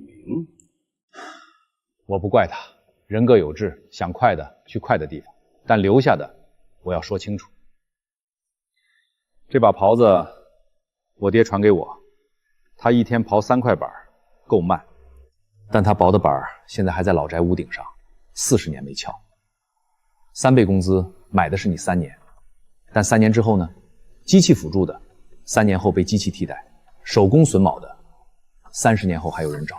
小李，你留下，为什么？我想听明白木头说话。听明白了，走遍天下；听不明白，3倍工资也是临时工。我们是古镇文旅项目运营方，对供应商资质进行例行核查，发现合作方照野木作使用的外省金丝楠木来源证明存疑，请贵厅协助核查采伐许可、运输检疫。外省林场，我们的林场分布很多地方，具体供应商名单对方未完全提供。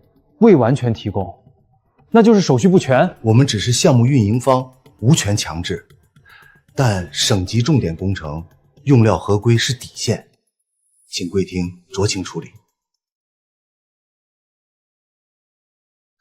外省林场的采伐许可有，我传真给您，其他地方的我也有，全部都给你。怎么了？林业厅来函核查老料来源，有人举报我们涉嫌非法采伐珍稀木材。谁举报的？张总，他以项目运营方名义发函询问，例行核查。这是阴招。核查期间，工地能进场吗？不能。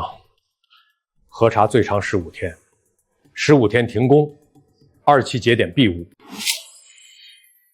从今天起，每人1块料，自己选、自己测、自己计，含手度、重演数、纹理走向全部建档。赵叔，核查期间料不能进场，咱们没料了。有，墙角那批废料，上次做茶做剩的边角，够你们练10天。好木匠，边角料也能出精品，练的是眼，不是料。王总，外省林场，我现在需要全部采伐许可、运输检疫证明、报关单、仍件扫描，今天发我。张总，这是要把你往死里逼。逼不死。他查的是手续，我手续齐全，但时间耗不起。那怎么办？他查我，我查他。张总，赵野反击了。什么？他向省文旅厅实名举报，说咱们滥用运营方职权，干扰非遗项目正常施工，而且什么？他公开了全部老料溯源证明、外省林场视频连线认证、林业局盖章文件，全网直播。直播？标题是“非遗匠人自证圈宝，欢迎全网监督”，播放量已经破100万。每1块料从哪棵树、哪个林场、哪年采伐，全部可查。我不怕查，我欢迎查。溯源证明，他早就准备好了。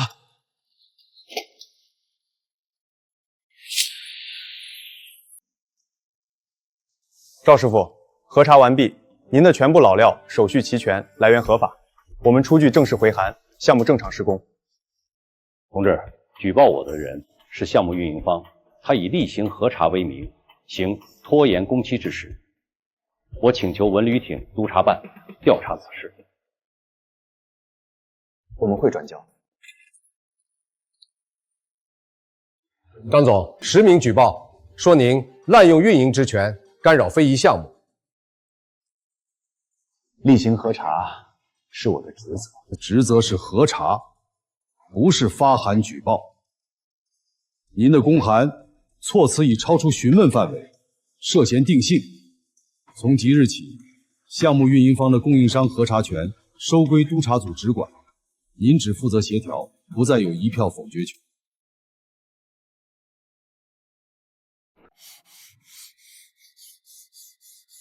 老赵，小张走了，但小李留下了，而且小李现在比小张当年还强。走的教会留下的，什么叫舍不得？张总双线失败，但不会停，下一招更阴。还有什么招？不知道。但他动我的人，我养人；他查我的料，我公开料。下一招随机应变。老赵，收手吧。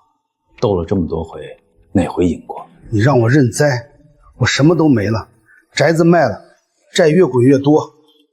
留得青山在，你现在惹事儿只会越陷越深，我不甘心！他赵爷凭什么？一个破木匠，现在开厂拿项目当名人？他的命，认命吧。认命？赵强这辈子就没认过命。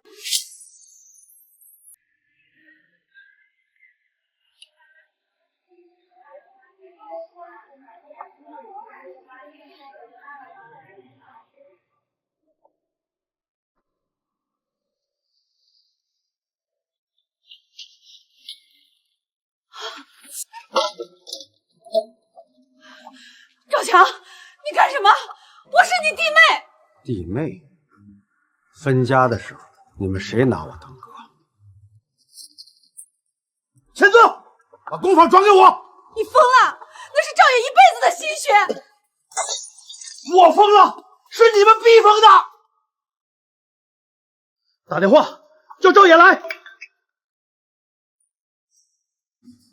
赵强的号码，别接，肯定没好事儿。赵爷，你老伴在我手上。赵强，你动他一根头发，我让你这辈子出不来。少废话，带工坊转让协议来，郊区老砖厂后面1个人。报警！马上报警！报。但我先去稳住他。你疯了？他一个人什么事都干得出来，所以我更要去。你带几个兄弟远远跟着，别让他发现。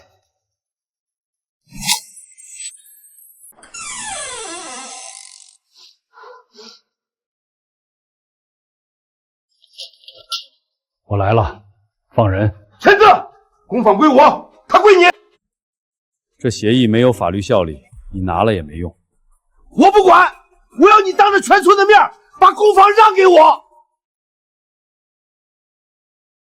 哥，你还记得小时候吗？爹教咱俩刨木头，你刨不好，急得哭。我把自己那块好的给你，你说以后罩着我。别提爹，爹眼里只有你。爹给咱俩一人一块木料，你的那块有结果，你说爹偏心。可后来你刨出来的凳子卖了高价，我的没人要。那是运气。不是运气，是你有脑子，会做生意。我只是个干活的。哥，你本来就比我强，是你自己选了歪路。你报警了？赵强，你敢动？哥，结束了。我不服，我不服！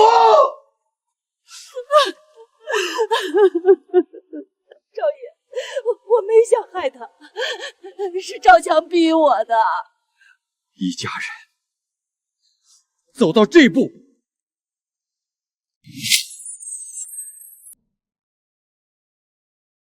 你来干什么？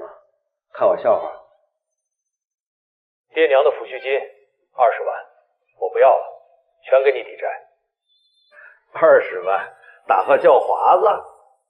我要的是你的工坊，是你全部的家当。哥，从小到大，我哪里对不起你？你处处对不起我。爹娘夸你手艺好，村民敬你老实，现在连官方都捧你。我凭什么一辈子活在你的影子里？这是你自己的心魔，我帮不了你，也不想帮了。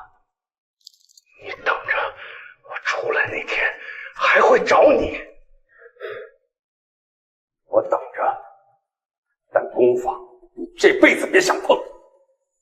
赵爷，你回来！你回来！我还没说完。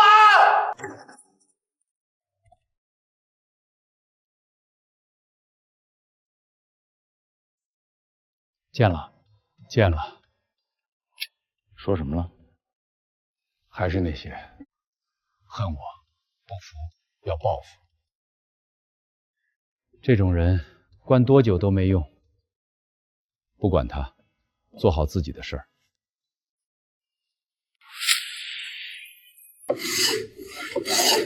赵叔，古镇2期的柜子榫卯样式定哪种？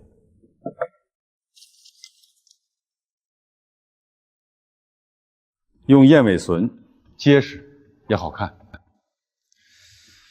赵叔，赵强还会出来吗？出来也跟我们没关系，专心干活，手艺是自己的，谁也抢不走。赵强真没救了。有救没救看他自个儿，我能做的都做了。爹娘要是知道，爹娘知道，爹早就知道。爹留木箱的时候就说过，我哥会来事儿，但心太急，让我守着手艺，别跟他争。你做到了。做到了，但也累了。赵强的案子，你知道多少说多少，隐瞒不报，一样处理。我全说。这里有录音，赵强跟陈老板偷料的时候，我录的。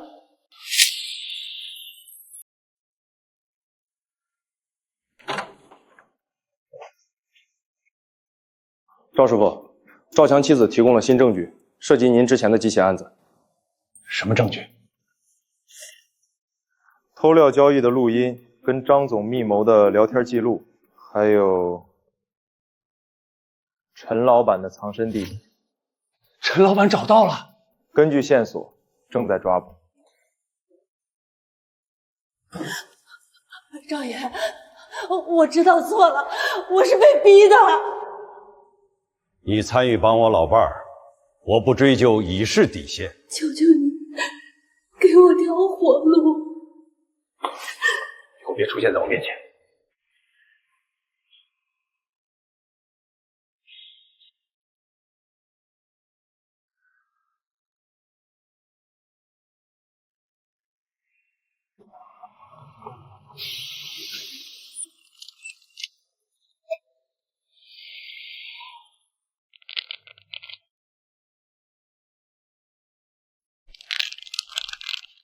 张总，配合调查。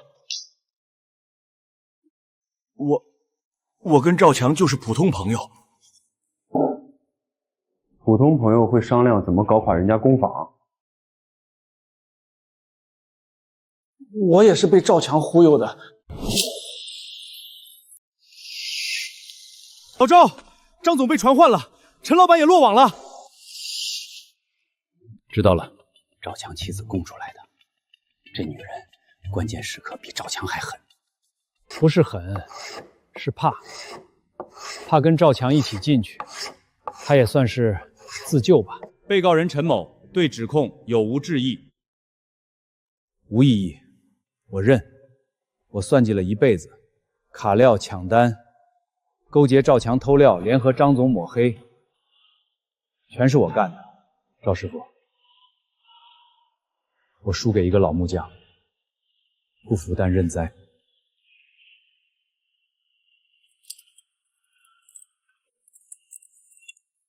被告人赵强与前案合并审理，你可有补充陈述？我认，但我恨他，这辈子都恨。数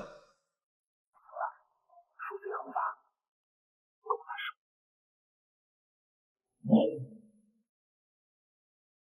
走吧。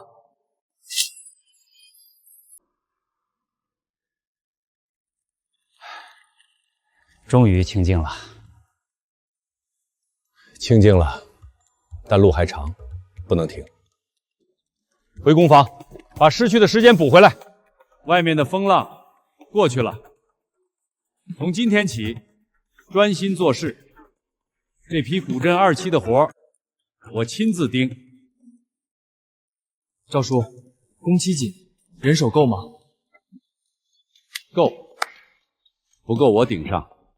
手艺是自己的，谁也抢不走。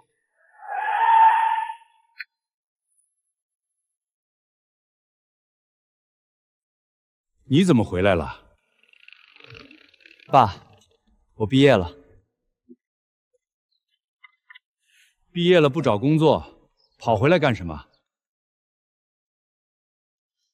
小周，喝水。妈，我决定了，回来帮爸。忙什么？我这儿不缺人手，缺懂设计、懂网络、懂品牌的人。你读研3年就学这些？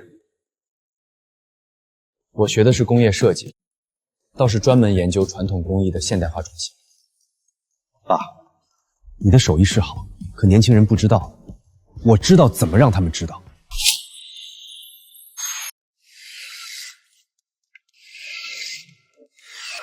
李哥，这袍子用了多少年？20年、30年，反正比我岁数大。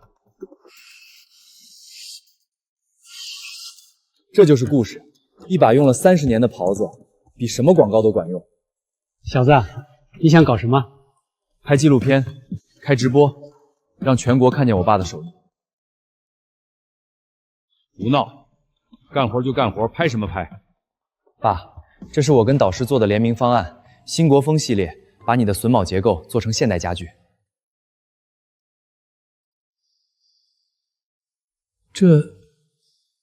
这不是咱们的老样式吗？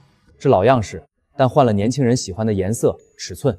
你看，这个茶桌缩小一半，放公寓里正好。不行，改尺寸，榫卯受力就变了，结构不稳，容易坏。我算过力学数据，稳的。倒是团队做了3个月的结构模拟。老赵，孩子说的有道理，咱不能守着金山要饭吃。可以试试，但有一条，任何改动不能歪曲工艺本质。榫卯就是榫卯，不能变成钉子加胶水。放心吧，我比你更在乎这个。孩子回来，你高兴不？高兴，但怕。怕什么？怕他把路走偏。手艺这东西，一偏就回不来了。小周比你懂那些新东西，但他骨子里跟你一样倔。但愿吧。拍什么拍？干活就干活，花里胡哨的。李哥，您这双手就是活广告，让更多人看见，手艺才能传下去。传？谁愿意学这个？又累又慢，还不如进厂打螺丝。李哥，您想想，您儿子要是看见这个视频，知道爹这么厉害，得多自豪。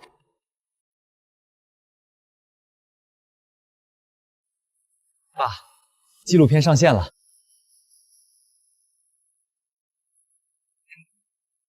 这是我？是您，3天播放量破1000万。这么多人看，不止看，还是老木匠的榫卯魔法，上热搜了。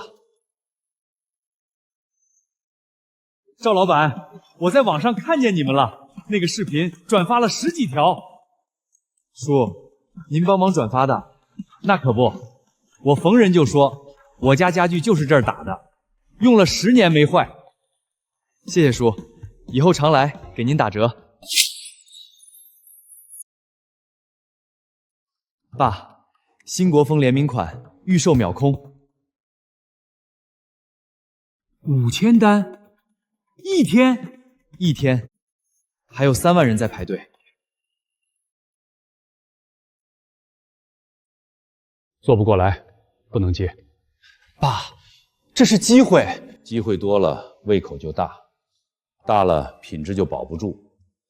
宁可少卖，不能砸招牌。这是爹教我的。小周，听你爹的，他这辈子就赢在这一条上。最近工坊火了，网上有人看，有人买，但你们记住，火的是手艺，不是咱们这个人。手艺在，火就在；手艺丢了，什么都没了。赵叔，订单多了，加人不？加，但得是会干活的，不是来凑数的。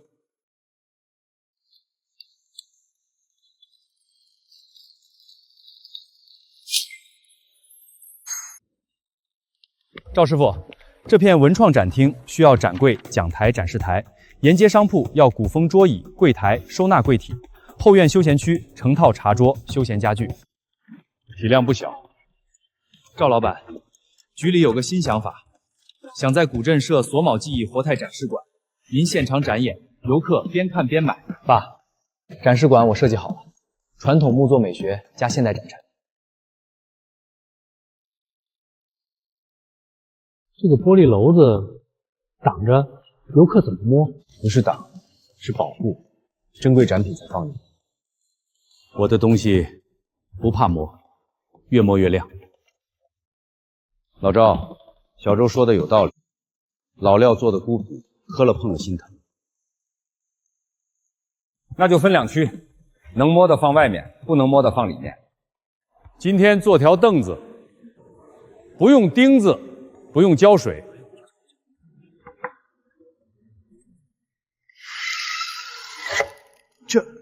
这是东方的建筑智慧。这叫榫卯，凸的是榫，凹的是卯，一凸一凹咬在一起，越用越紧，10年20年不会松。赵师傅，您觉得非遗传承最难的是什么？最难的是让年轻人觉得这手艺酷，值得学。以前我觉得手艺会绝，现在我觉得做到了。赵叔，您看看这个，我自己做的。接口有点松，再紧半分就完美了。我再改。但比我入门时强。继续。外省林场长期供应协议签完了，价格比本地高2成，品质高5成，划算。3家民宿品牌战略合作，培训首批外地学徒，学费全免，但学成要回来服务3年。产业链成了，原料、制作、纹旅、培训，现在还只是雏形，还差得远。但方向对了，一步一步，不急。This collection is very captivating. We want to showcase it at Milan Design Week. 这个系列非常迷人，我们想在米兰设计周上展示它。爸，米兰设计周，全球顶尖的设计盛会。去外面。是，但得先在家里拿奖，拿到推荐资格。我已经报了名。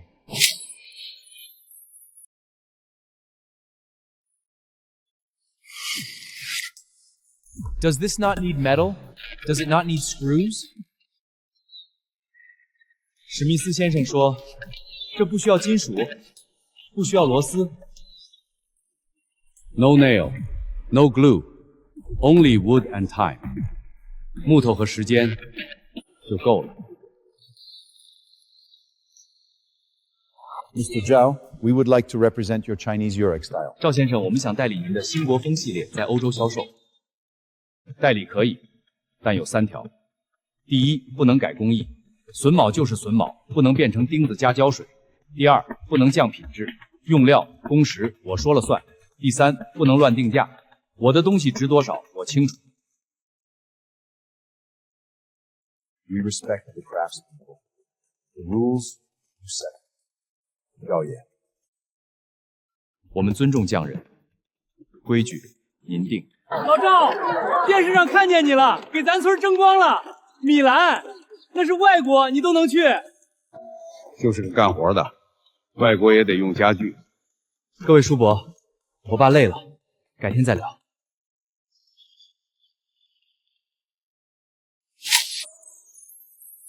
今天的故事是一位50岁从头再来的老木匠发挥央视财经汤中为何褒奖曾体感。老赵，是你？50岁被赶出家门，我以为这辈子完了，没想到爹留下的木箱里藏着祖辈的手艺，也藏着我的命。爸，3天收到的信，全国各地寄来的。赵师傅，我今年47，被工厂裁员了。看了您的节目，想问问学木匠还来得及吗？少叔，我离婚后带个孩子，会做裁缝，您那个中年创业基金，我能申请吗？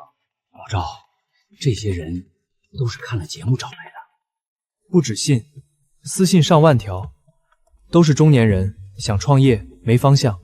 老赵，你现在成精神领袖了。我就是个木匠，只会刨木头，但刨木头教会我一件事：再硬的木头，慢慢刨也能成器。全体村民注意！全体村民注意！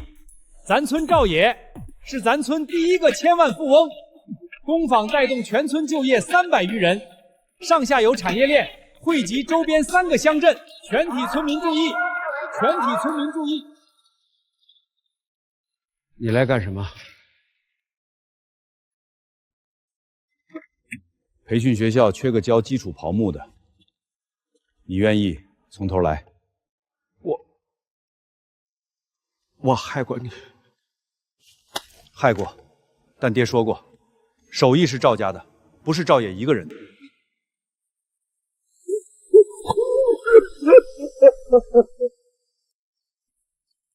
赵师傅，您从被赶出家门到全村首富，想对观众说什么？50岁，我被赶出门，以为这辈子完了，没想到爹留下的木箱里藏着祖辈的手艺，也藏着我的命。从村口破棚子到全村首富，靠的不是运气，是手艺。